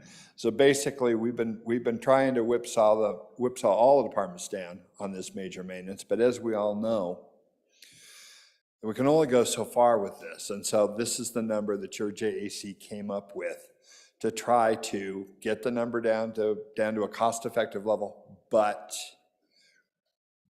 remain true to the knowledge that when we just don't spend this money, that it comes back and bites us at about a 6-to-1 level when we have to replace equipment that we have let go bad. So that's that on Section 308. Let's stand for any questions.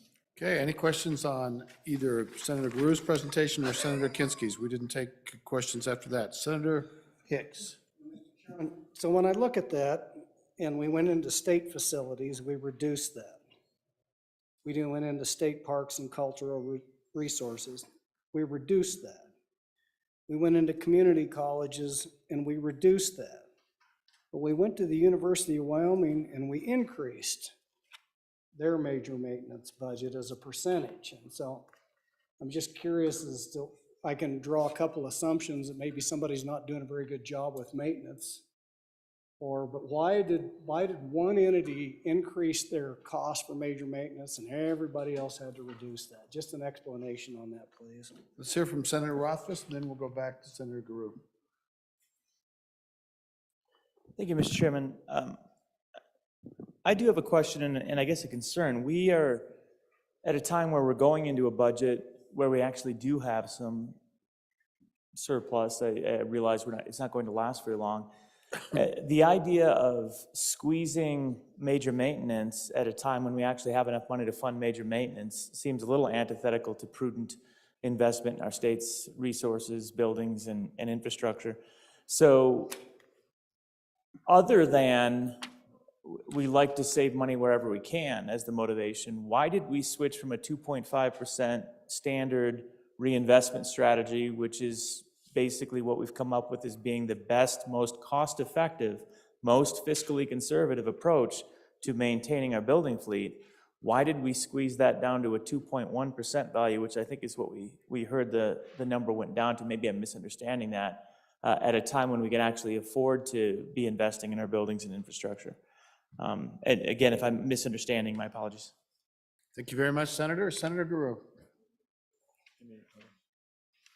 Thank you, Mr. Chairman. In answer to the first question, the good senator heard the same testimony I heard at the same time. So I, sat there as a former member of this committee. We, like I say, heard the same testimony. And so that was just the numbers that we came up with based on the numbers they gave us. Did they do a better job? Did they do less of a better job? No, I think they were all doing the best they can with the information, with what we gave them to work with. To the second question,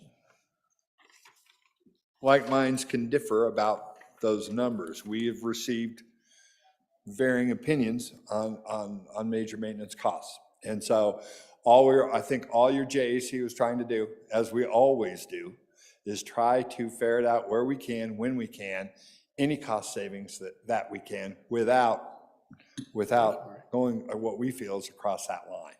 And we felt like we were, like I say, like minds may differ. Committee work is committee work, and that's the numbers we came up with. Thank you, Senator Guru. Senator Beitman.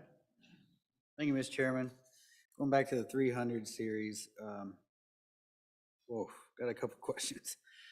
Where do I start? How about I start with footnotes 13 through 15.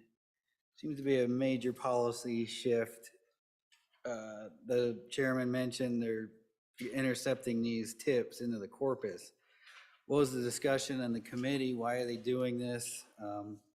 Doesn't make a whole lot of sense. And then second question would be, why deny the governor's rec on transferring $248 million to the permanent fund corpus? That's just, what was the discussion? Obviously, it was a cram down, but just enlighten us as to, what they were cramming down. Thank you. Thank you, Senator. Sounds like you want some more permanency out there. Senator Kinski. So the intercepts is not anything new. This has been a running dialogue back and forth between the House and Senate going back at least 4 years, to my knowledge, and perhaps prior.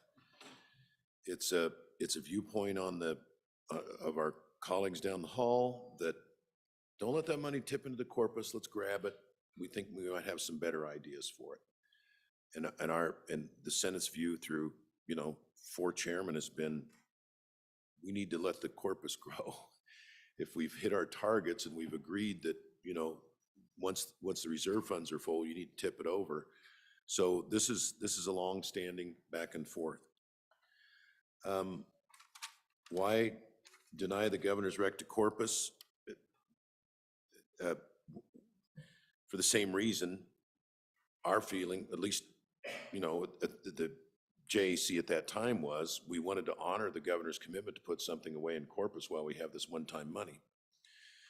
And I can't speak for our colleagues down the hall, but I do know that they like the idea of this 5X reserve bill, where you get these reserves built up to 5 times the earnings, and then you can invest that for a higher rate of return. And to do that, you can't let money tip into the corpus. So it's a question of, do you want 5X, hundreds of millions of dollars in these reserve funds, or do you want some large portion of that going into the corpus? And if hearkening back to just I think our first couple of days, I said, this is really the biggest question of the whole session. We're gonna save, we're gonna spend. If we're gonna save it, is it gonna be in a permanent fund, or is it gonna be where it can be spent in future years? I hope that addresses my colleagues' questions. Thank you very much, Senator. Senator Landon. Thank you, Mr. Chairman. Just a quick question on 300 GL 21. The JAC denied the governor's letter 21 to transfer 1.1 out of the strategic investments account, and then it was stated that we had spent that money. Could I get a little help on that one? What did we spend that SIPA fund on? Thank you. Thank you, Senator. Senator Kinski. Let me find 300G.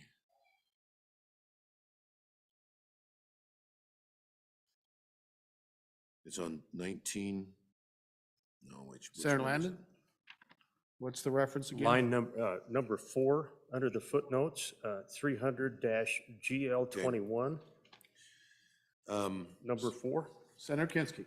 Yes, I'm trying to read my notes here. 1 million went to maintenance on Ranch A, and the rest went to the Wyoming Business Council Community Facilities Program we just discussed. So that account was cleared out for those two projects, and then more money had to be appropriated to fund those two projects. So there was only a balance of 1 million left in the SIPA. SIPA had basically been spent down before we got here. I hope that answers my colleague's question. Thank you very much, Senator. Any other questions? Any other questions on, we're kind of through section 308 and section 300. So the next one is section 309, Department of Health carryover. Senator Anderson. Mr. Chairman, section 309 allows the Department of Health to use some of the unobligated carryover to replace outdated equipment and to address some ongoing concerns that exist with the build that need to be addressed to ensure the integrity of the BSL-3 laboratory. The most acute equipment needs are new autoclaves used to disinfect and sterilize potentially contaminated laboratory waste, and new equipment for the chemical testing program, CTM, that provides testing to the Department of Corrections, county city prosecutors, and defense counsel. This new instrumentation will provide cost savings of $115 to $140 per sample and improve sample turnaround time from the current 20 to 40 days to 5 to 15 days. They will also replace the laboratory information management systems needed to log in samples, order testing, and send out sample reports when testing is completed. Thank you, Mr. Chairman. Thank you. Any questions on 309? Any questions on 309? Seeing no questions on 309, next section is section 310. Senator Salazar. Thank you, Mr. Chairman. So, honorable members, you cannot understand 310 without understanding 329. 310, the JAC added new subdivision 310D, specifying that the collective limit established in subsection A may not exceed $8 million for fiscal '24. If all vacant positions funded in the general fund is at least 90% of the market policy position for 2022. So what we're dealing with here, if you will continue to look on for note 300, 329, we're dealing with public employee salary increases. The JAC reduced the governor's letter number 5 of 61 million by $12 million, 12.2 to 48.8 in the general fund for salary adjustments. And you can see the different numbers, 28.4 for the executive branch, including state elected officials, the Commission of Judicial Conduct and Ethics, the Community Colleges Commission, Wyoming Business Council, and the Wyoming Energy Authority. 12.2 million was for the University of Wyoming, 6.4 for the community colleges, and 1.6 for the Supreme Court, district courts, and circuit courts related. So I will tell you, members, to be transparent, what we're talking about in this is, as I said, public employee salary increases. It was justified because the argument being that we are losing public employees to the private sector and that we cannot fill the vacancies, such as, for instance, YDOT state troopers. We all know the problem YDOT is facing in trying to fill those vacancies. For those of you who want to know the percentages, we gave public employees an increase of 7.9% increase in 2022. This year, it's proposed that we give existing employees an 8% increase effective July 1st in 2023. So that makes an increase over the next 24 months. They will have received a 16% increase in their salaries. Thank you, Mr. Chairman. Thank you, Senator Salazar. Questions on 310, kind of connecting with 329? Questions? Any questions? Not seeing any. Next section is section 311, concurrence with governor's biennial budget development recommendations. Senator Kinski. This might quite possibly be the least exciting note in the entire 300 series. I can't wait. This has been in here for about 4 or 5 years. We went through confusion in the past where, did the governor say that was one time, or is that supposed to be in the standard budget? You know, and so what we say here is, where he says one-time funding, we're concurring with it unless it's specified differently. It's just a protocol to make sure that what the governor's talking about is what the legislature's talking about, so that we don't get one-time money coming back in the standard budget or vice versa. Thank you, Mr. Chairman. Thank you. Any questions on 311? Any questions on 311? Seeing no questions on 311, the next one's 313, Senator Guru, and that is school capital construction funding. Thank you, Mr. Chairman. We go from the least exciting to the most exciting, right? In one fell swoop. Hee-haw. Okay, here we go. This looks a little more complicated than it is. I'll try to simplify it as much as possible, which is easier for me. The first part, section 313, and this can be found on page 94. 94, thank you. The first part is the 21 million GovsRec lowered by 1.368 million to $20,337,000. That was we talked about that earlier from the other section about it was just a lower request that came in.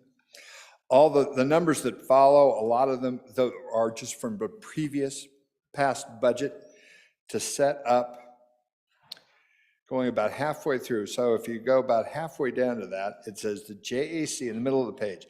JAC decreased the GovsRec of $169,450,176 in school funds by $69,451,175 for K-12 capital construction projects, and added subsection 313, J14, of which $33 million of school funds to Laramie County School District Number 1, $22 million school funds for Teton County School District Number 1, and $45 million of school funds for projects based on the annual evaluation and prioritization schedules for school building and condition and capacity, taking into consideration the school building and facility condition and capacity needs and assessments completed in 2023. Funds from this appropriation, this is important, are conditioned upon the completion of a school building and facility condition assessment in 2023, and appropriations for construction cannot be expended until the State Construction Department has conducted or reviewed planning and design for each approved project. That, ladies and gentlemen, is section 313, and I am happy to stand for any questions. Questions on section 313, Senator Hicks? Yeah, Mr. Chairman, just an information request. If we could get a list of those projects that were authorized in 2016, 2017, and the 2022 projects that were authorized. I'm just looking for that list because these are inflation funds, and the question will come is, why are we putting inflation funds on a project that was authorized in 2016 and 2017? But if I could just get that list, it'd be helpful from SBC or school facilities, either one. Thank you, Senator. Senator Scott. Mr. Chairman, starting one very simple question. Are these general funds or these school foundation funds what kind of funds are we appropriating here? Thank you, Senator Scott. Senator Guru. Thank you, Mr. Chairman. Most all of these that I just discussed are all from S6, which is School Capital Construction Account. Thank you, Senator. Any other questions? Senator Steinmetz. Thank you, Mr. Chairman. I was just wondering why they aren't included in the school capital construction bill. Did you hear that question? Why aren't they included in the school capital construction bill? Senator Guru. Thank you, Mr. Chairman. It was added as an amendment and voted on by the JAC. Thank you, Senator. Any other discussion on section 313? Senator Scott. Mr. Chairman, it does seem odd to me that we're putting a capital construction item in the general operating budget. Is this the new philosophy that we're going to take our capital construction money out of the operating? Or is, I don't understand what's going on here. Thank you, Senator Scott. Anybody else? Senator Landon. Mr. Chairman, actually, we've been including school capital construction in the budget bill for the last 6 or 8 years that I can remember. This particular addition came out of the final meeting of the School Facilities Select Committee. So it's really not a surprise. It was included in a memorandum sent by our chairman, I believe, to the Appropriations Committee, to the Joint Committee in December. This has all been run past, and so this information has certainly been around for a while. But this is not breaking any protocol. We've done this for quite some time. So, thank you, Senator Landon. Senator Guru. Thank you, Mr. Chairman. Just to amplify that, it was a government, like I say, go back to where we started. The Gov's rec on this was $169,450,176, which was reduced by the JAC by $69 million. And as it was just said, we've been doing this for quite some time, and this has been part of the 300 series for as long as I've been here. So, and it has not as long as some of you, but it has been as long. So, thank you, Senator. Senator Hicks. Mr. Chairman, so try to answer. So my colleague from Trona County, right, this has been going into 3 bienniums now that we've done this. But if you go back, there was a pretty large contentious disagreement between us and the other body down the end. And prior to that, school capital construction was always in the capital construction bill. But this was a kind of a negotiated agreement that we would now put it in the general, just keep in mind, this is just K through 12. This is not your community colleges. It's not the university. It's not any other state buildings. So that's how it ended up in there. Now, so my other colleague from the Trona County, the reason that this is coming out of the school foundation program, I believe it's the reserve account actually, but we had almost $800 or $900 million windfall. And if you looked at your school capital construction account, there's not any money in there. And so what the governor did is he profiled some of that windfall money that came in through the foundation program. And he profiled that to be able to utilize that for school capital construction, because the school capital construction account, I think, only had somewhere in the neighborhood of $49 million in it, roughly. So if you want to put another $100 million in construction and another, what was it, $20 million for inflation factors, you got to find the money someplace. And so we had $49 million in the capital construction account, and we wanted to put $120 million towards inflation fund and new construction. That's where it comes out of the foundation program account. Thank you, Senator. Anybody else? Anybody else? Senator Scott. Mr. Chairman, let me express my reservations about this whole process. It seems to me, you know, we've got these individual projects here. I will say I don't know enough about any of them from the other counties as to whether they have any merit or not. To really try to propose an amendment to take them out. And that's been the problem with our system all along. None of us do when it comes to something from somewhere else.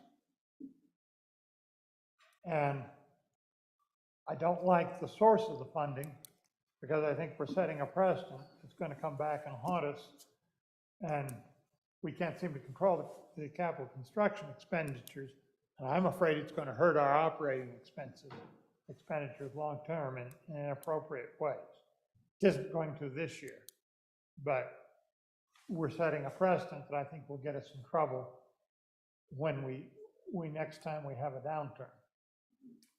And I can't see a really good way to deal with it. I don't like voting against the whole budget bill over the issue, but it is almost rising to that kind of magnitude.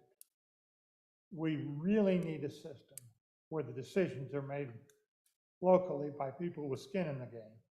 And we can't get there. We don't have the support. We tried it once and the other side wouldn't have it. And I think we're just headed for a wreck in this whole school capital construction area, because I think we've lost control of it. And I suspect that a number of these projects are not justified, but I can't prove that. Can't prove it enough to justify bringing an amendment. Mr. Chairman, I just think this process is broken. Thank you, Senator Scott. Anybody else? Let's go to Senator Landon and then we'll go to Senator Drew. Mr. Chairman, system really isn't broken. We have this conversation every year, and I certainly respect those who don't think we need to build any schools. I would just assure you that the process is pretty detailed. It extends throughout the interim. We meet at least 3 times. Very careful about how we go about things. This assessment, by the way, has been put off by us by 2 or 3 years. That's why it hasn't taken place. It's supposed to go about every 5 years. We go out across the state and we take a look at these school buildings. There's 400 or 500 of them out there. And those assessments are made. And then from that, we develop through a commission so that it's objective. And we bring these projects to this body. This one actually represents something that we're very much aware of, and that is we have a couple of hot spots in our state. One is over on the western front. The other one is right here in the southeast part of the state. This reflects a little bit that there will be a careful look at those 2 particular areas. I think it's pretty spot on. It's something we've been doing. It's something that we really have to do. We've been very conservative on this front, and someday that could bite us as we try to hand off those 400 or 500 buildings to the next generation. We need to hope that we probably have done a good job of taking care of that fleet, and that's what this does. It's actually pretty conservative when you play it out over 75 years. Are we really doing enough? Probably not yet at this point. But this is nothing out of the ordinary, and it's something that we work pretty hard on. Thank you. Thank you, Senator Landon. Let's go to Senator Guru and then we'll get to Senator Rothfuss. Thanks, Mr. Chairman. We're going to get into this in more depth, I got a feeling, on Wednesday for sure. But for now, I just want to talk a couple of points from my good friend from Bates Creek. I don't disagree this system is not great, but it's been the system we've been using, which is not a reason to keep doing it. And why would I say that? Because we have given you and given this body, and you voted for a suite of bills this year to change it. To actually do what the good senator is asking to do, is to produce, to funnel most all of our school funding into one account so we can see. I've given this speech once before about, so we'll know how much we're really spending, how much our deficit is, what are we doing and how are we doing it. That is the point of the bills we've been passing. Today, this is the avenue that we're working with. This is the budget process we have. So I'm hoping that our friends down the hall pass the enlightened bills that this body has seen fit to pass, and that we'll get to that day together where we can sit there and say, there's a line on a budget, there's the needs of the schools, there's the check we have to write. Until then, we're going to have another discussion, and we'll have it on Wednesday, and I look forward to it. Thank you, Mr. Chairman. Thank you, Senator. Senator Rothfuss, that declined. Back to you, Senator Nethercott. Thank you, Mr. Chairman. Again, I want to reiterate what the good senator from Natrona County identified, which is the School Facilities Commission met throughout the interim from March until October, hearing all of the information associated with these plans. This is not new. This didn't come out of nowhere and is consistent with the governor's recommendation.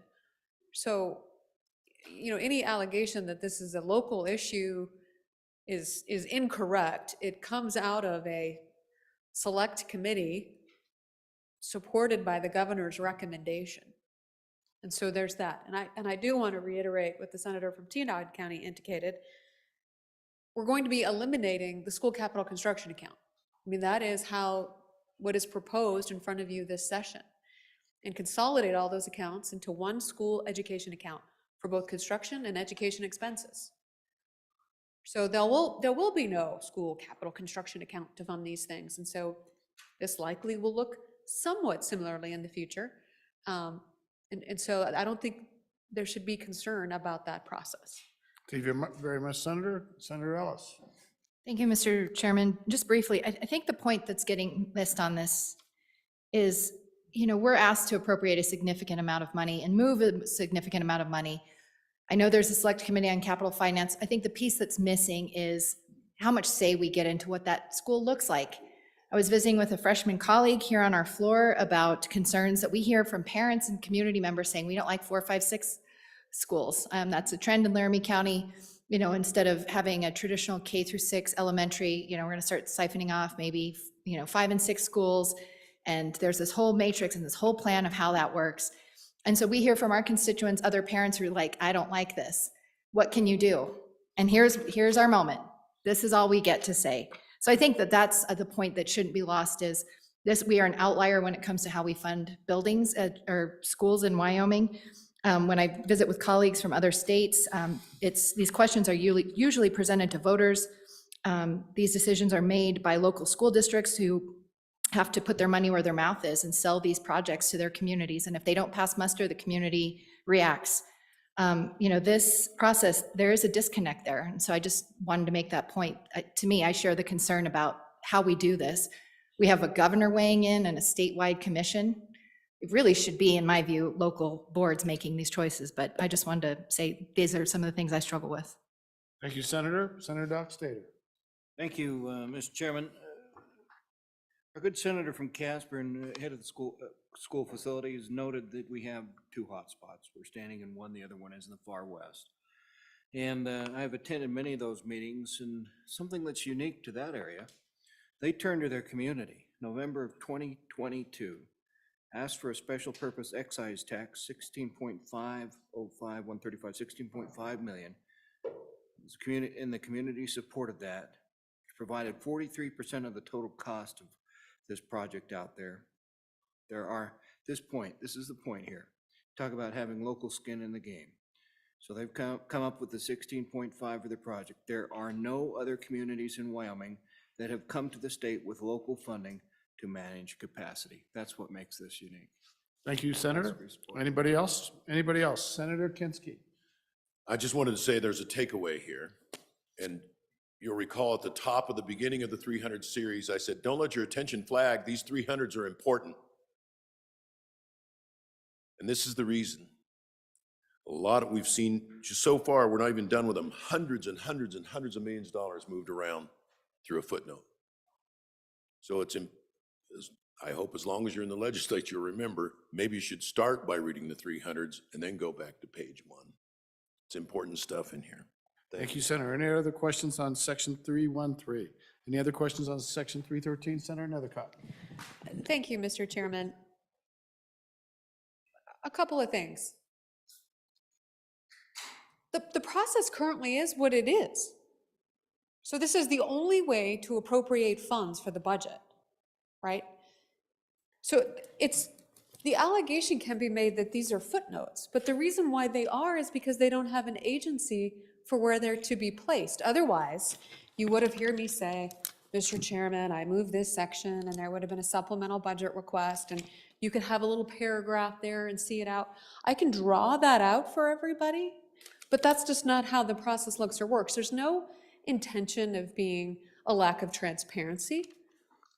The fact that we start on the last page, maybe next year we'll start here and go backwards. Well, refresher.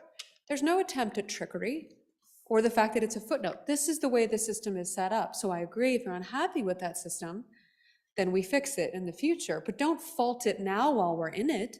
No one could do anything differently about the system now anyway, right? So continuing to wail about the system or complain about it is not productive and not something that we can find a solution for today. Again, we're going to eliminate the school capital construction account.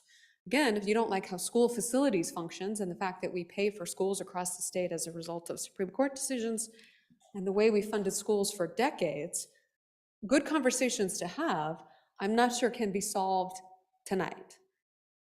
Thank you, Senator. Senator Steinmetz. Thank you, Mr. Chairman. Just to address that a little bit, we do have a process and it's called bills, and we have all had some, and I don't know, I'm sure everyone's been paying attention because we're all riveted to our budget, and I see so many highlighted areas and all of that, and good work, everyone, because I know it's getting to be a late night. But many of these appropriations we see, if this bill doesn't pass, this takes effect. And so how many horses can we ride in this? I mean, how many bills can we amend? How many budget footnotes can we put in? You know, I'm just pointing that part out. We do have a process. There are multiple ways to do things, and sometimes they are done multiple ways. Thank you. Thank you, Senator. Any other discussion on Section 313? Any more discussion on Section 313? Seeing none, Section 313, we're not closing them, but I think it's closed. Section 3118, AML funding, reauthorization of prior appropriations. Senator Anderson. Section 3. I think it's 316, Mr. I'm Chairman. sorry, 316. You're correct. Thank you. Section AML funding. 316, AML funding, that's page 96 of your bill. The JAC adopted the governor's rec in the Department of Environmental Quality and added section 316D to provide authorization to use prior AML funds up to $210,675 for environmental monitoring and modeling. DEQ budget, page 25. Thank you. Thank you. Questions on Section 316? Any questions? Seeing none. Next section is Section 321, Energy Matching Fund. Senator Anderson. Thank you, Mr. Chairman. This is on page 97 of your bill. JAC adopted Governor's Letter number 3 of $50 million general fund for energy-related projects as identified in Section 321A. JAC added Section 321D to require $10 million of the total $150 million appropriation for lithium mining and lithium mining development projects. JAC also added subsection 321 specifying expenditures shall be reported to Management Council and JAC 30 days prior to expenditure. Thank you, Senator. Any questions on Section 321, Energy Matching Funds? Any questions? Senator Biden. Thank you. I just a question on, man, that's a lot of money. Holy smokes. What role does the government have in lithium mining? This money going to private companies? Explain this a little bit before we just blow through this whole section and 100 million here, 100 million there. What's 100 million amongst friends? Thank you, Senator Beitman. Senator Anderson. The question was, what's this money for? What's the money for? Does it go to private companies and things like that? I'll have to get back to you on that. I don't know exactly what they're all going for, so I'll get an answer for you. Anybody else? Senator Kinski. So to refresh our recollection, the last session, the governor asked for a large project fund. that was aimed at CCUS, Natrium, Hydrogen Hub, that we are competing against these other states, and that he needed to be able to credibly come to the table and say, you know, we're prepared to put a large sum of money if we can get, you know, there's 4 and 5 times that much, if not more, in federal funds available. The 50 million was intended to get his 150 million to 200 million. The 10 million came from a member's request that lithium be earmarked as one of the priorities, in addition to CCUS, Natrium, and Hydrogen Hub. And so it's in there. It's for any large project comes along that involves lithium in addition to the other 3. It comes out of the 50 million additional that's being appropriated to the governor. Thank you. Senator Rothfuss, did you want to jump in? We're good. Still back on section 321. Anybody else? Section 321? Okay, let's move on. Section 325, appropriation to match federal infrastructure grants. Senator Anderson. 325, page 99 of your bill. The JAC appropriated $5 million of previously appropriated and currently unobligated funds to be used for construction of an airport tower at an international airport in Wyoming. Use of the appropriation requires 4-to-1 match for any source of, from any source of funds. Thank you very much. I love those international airports. Section 320, any questions on section 325? I'm sorry, I didn't mean to go so fast. Let's go ahead, Senator Hicks. I'm just curious, Mr. Chairman, if somebody can tell me, how many international airports do we have in Wyoming? How many are designated as an international airport? At least 2, maybe 3. Senator Anderson. I'm only aware of 1, but there may be more, but 1 is all that advertises that as an international airport. Thank you. Anybody else? Mr. Senator Chairman, Hicks. if I could we just get the answer if there's more than 1? Thank you. Senator Anderson? The answer is there's not more than 1. Okay. I suppose it's in the center part of the state. That's the one. Okay, any other questions?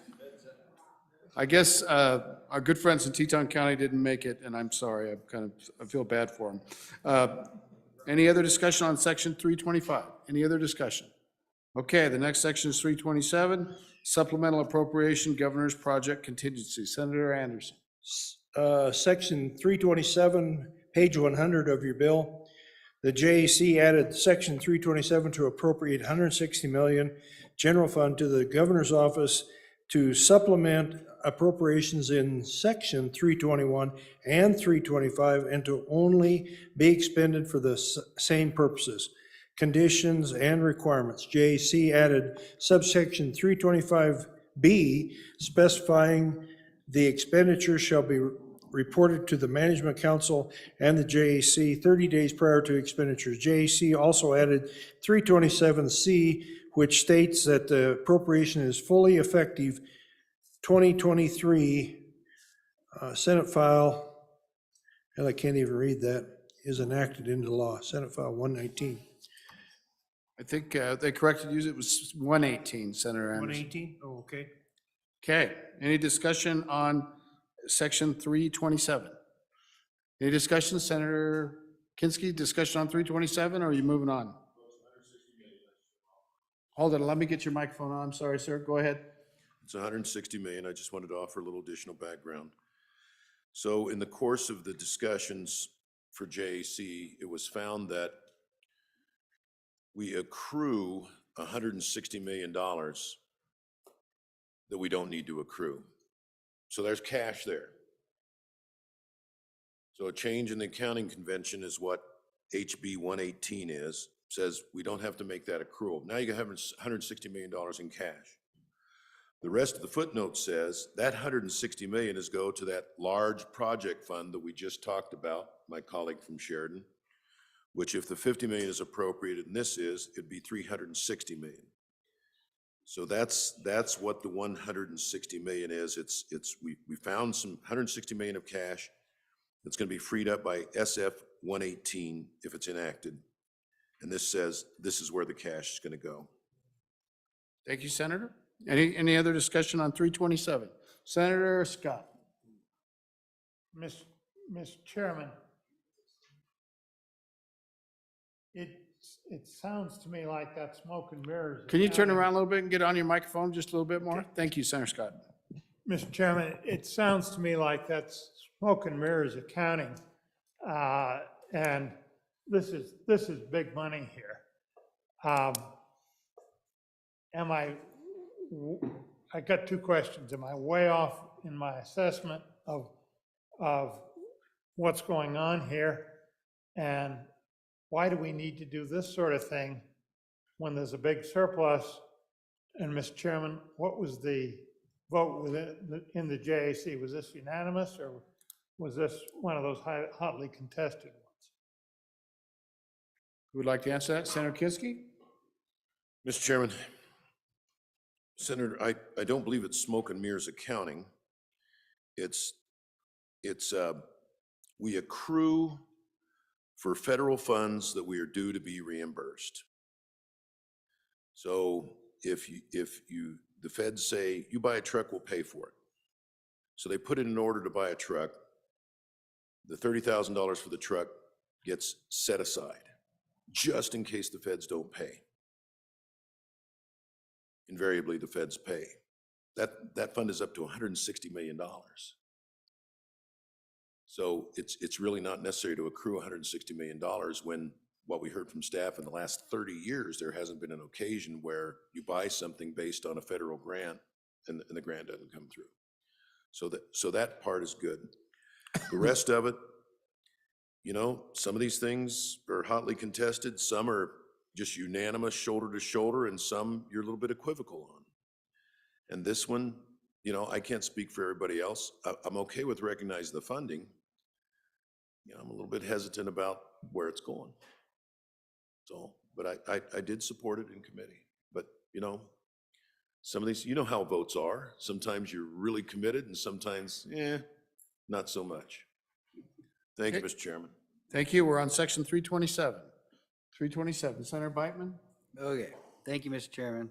Just trying to wrap my head around this 160 million here. So that money is gonna go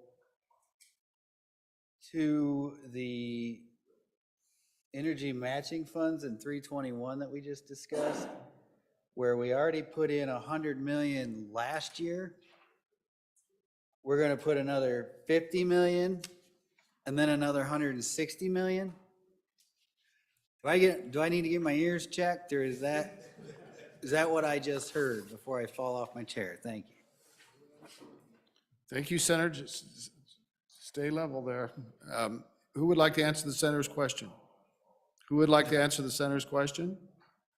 Senator Anderson. Chairman, I'll get back to him on that answer. Thank you. Okay. Better hurry, because he's going to fall off that chair if we don't watch it, okay? All right. Anything else on 327? Anything else on 327? Moving on to 328, enterprise inflation. Senator Kinski. Mr. Chairman, this is we adopted the governor's recommendation for $20 million for, he calls it enterprise-wide inflation. 14 million of that comes out of the general fund. It's matched by 3.5 million of federal funds, 2.1 of other funds, which is usually fees. This is for increased cost of utilities, travel, food, and facility healthcare services. We felt pretty comfortable that that was something that, an adjustment that had to be made, Mr. Chairman. Stand for questions. Thank you. Any questions on section 328, enterprise inflation? Any questions? Not seeing any. And the next one is 329. Senator Salazar, did we already cover this one with the other one?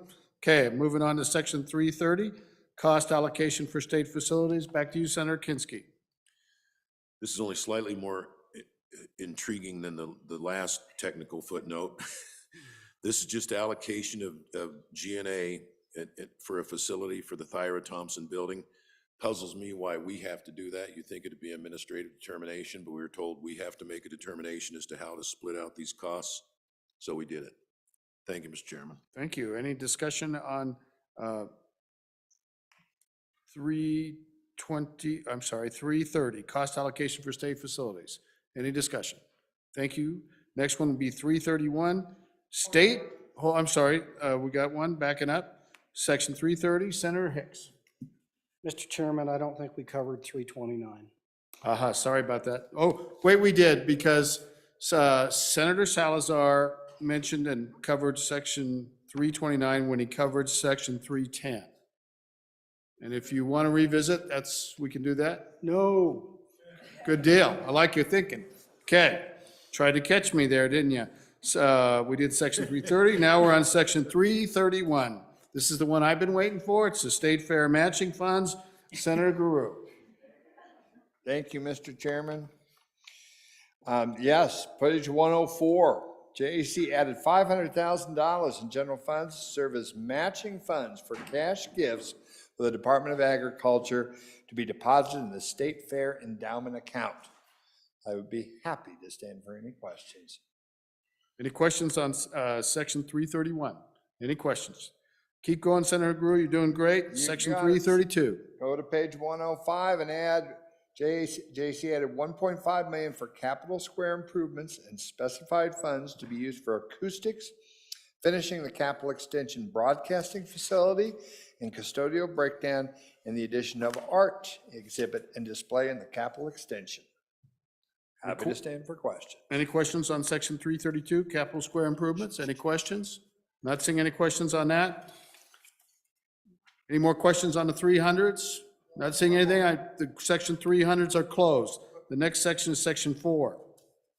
Got a repealer. Is anybody going to cover that? Any discussion? Section 4. That completes our discussion of the budget bill. Are you ready for the question? The question is on Senator Kinski's motion that when the Committee of the Whole rises to report that it do so with a favorable recommendation on Senate File 1. All those in favor say aye. Aye. Those opposed, no. No. Senate File 1 is passed Committee of the Whole. Mr. Majority Floor Leader. You heard the motion. What is your pleasure? All those in favor signify by saying aye. Aye. Opposed, no. Mr. President, I'm glad to see you. So everybody, before we finish up, let's stand up and give a huge hand to Probst. Has done a phenomenal job. This is the first time in one day I've seen it. Thank you, Senator Case. Great day.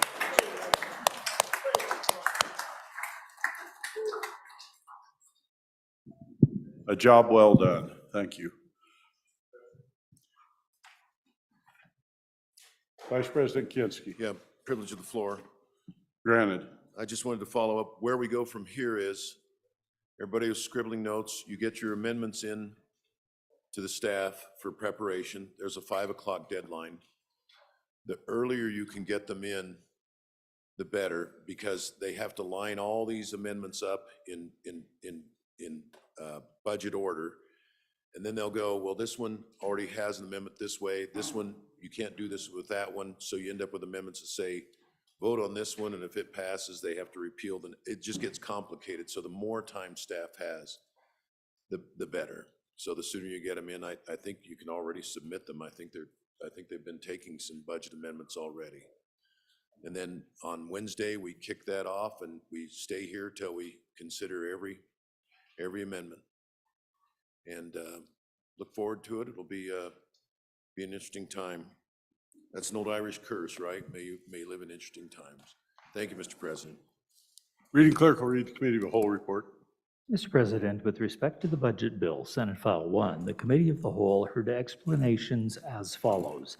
Section 001 closed, Section 004 closed, Section 006 closed, Section 007 closed, Section 10 closed, Section 11 closed, Section 15 closed, Section 20 closed, Section 21 closed, Section 23 closed, Section 24 closed, Section 27 closed, Section 37 closed, Section 39 closed, Section 48 closed, Section 49 closed, Section 51 closed, Section 57 closed, Section 60 closed, Section 66 closed, Section 67 closed, Section 72 closed, Section 77 closed, Section 80 closed, Section 85 closed, Section 90 closed, Section 101 closed, Section 134 closed, Section 160 closed, Section 205 closed, Section 206 closed, Section 38 closed, Section 78 closed.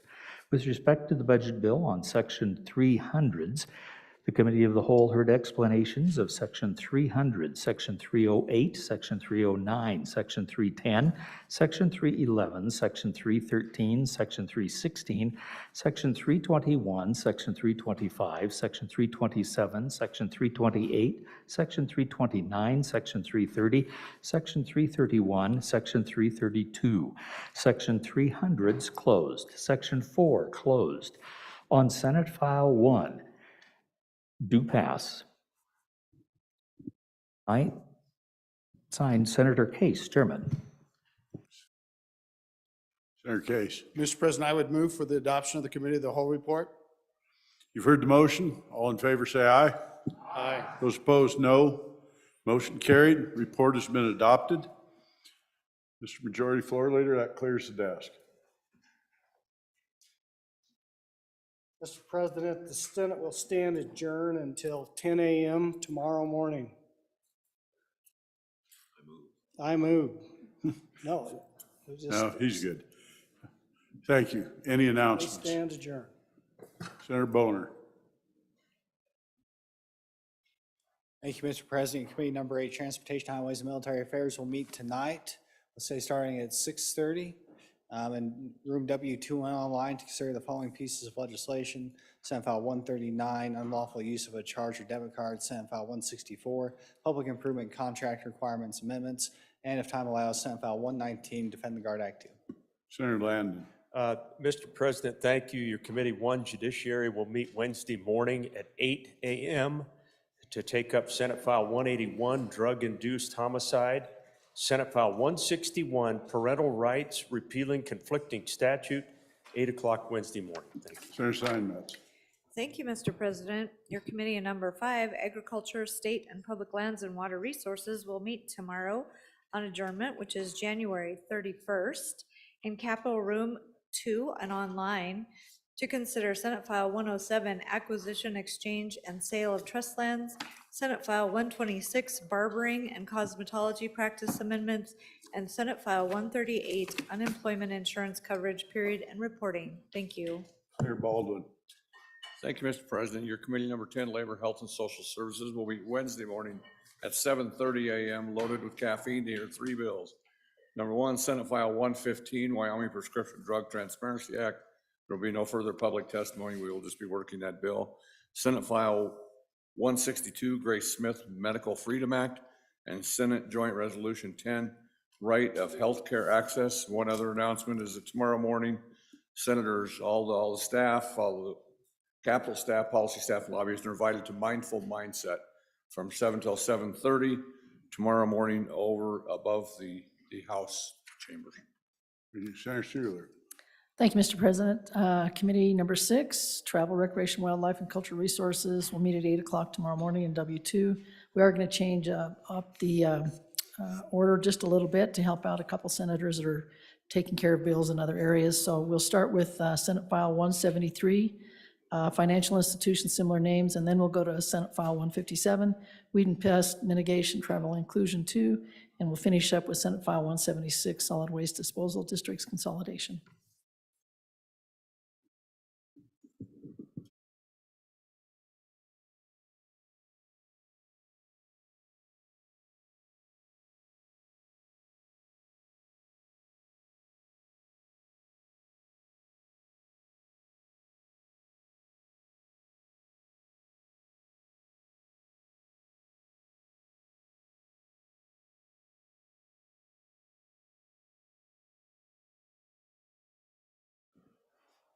Folks, got bad news for you. Mr. Majority Floor Leader.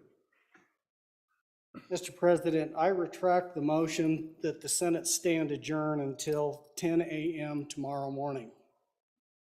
Accepted. Mr. Chairman. Mr. Majority Floor Mr. Leader. President, I move that we stand adjourned until 10:30 Tomorrow morning. All those in favor say aye. Whoa, I have an announcement. Bummer. I was waiting for my announcement, please. You gotta stand up. Chairman Well, Kinski. I was, Mr. You're in. Mr. President, I was. Appropriations Committee number 2, tomorrow, Tuesday, January 31 at 8 a.m. We'll meet in the Appropriations Room E301 for re-referral SF 132, Study of K-12 Education Program, Ellis primary sponsor, SF 120, Educational Freedom Act, Barlow primary sponsor, SF 143, Wyoming Freedom Scholarship Act, Steinmetz primary sponsor, other re-referrals as received. And also, upon adjournment, I'd like to meet with my Appropriations Committee and our staff advisor in my office for a 2-minute stand-up meeting. Thank you. Well done. Any announcements? Majority Floor Leader Hicks. Yeah, Mr. President, the Republican Party will be caucusing at 10 a.m. tomorrow morning in room 110 downstairs, W110. 10 o'clock. 10 o'clock. 1:10. 10 o'clock. Any further announcements? You've heard the motion. All in favor, say aye. Aye. Those opposed, no.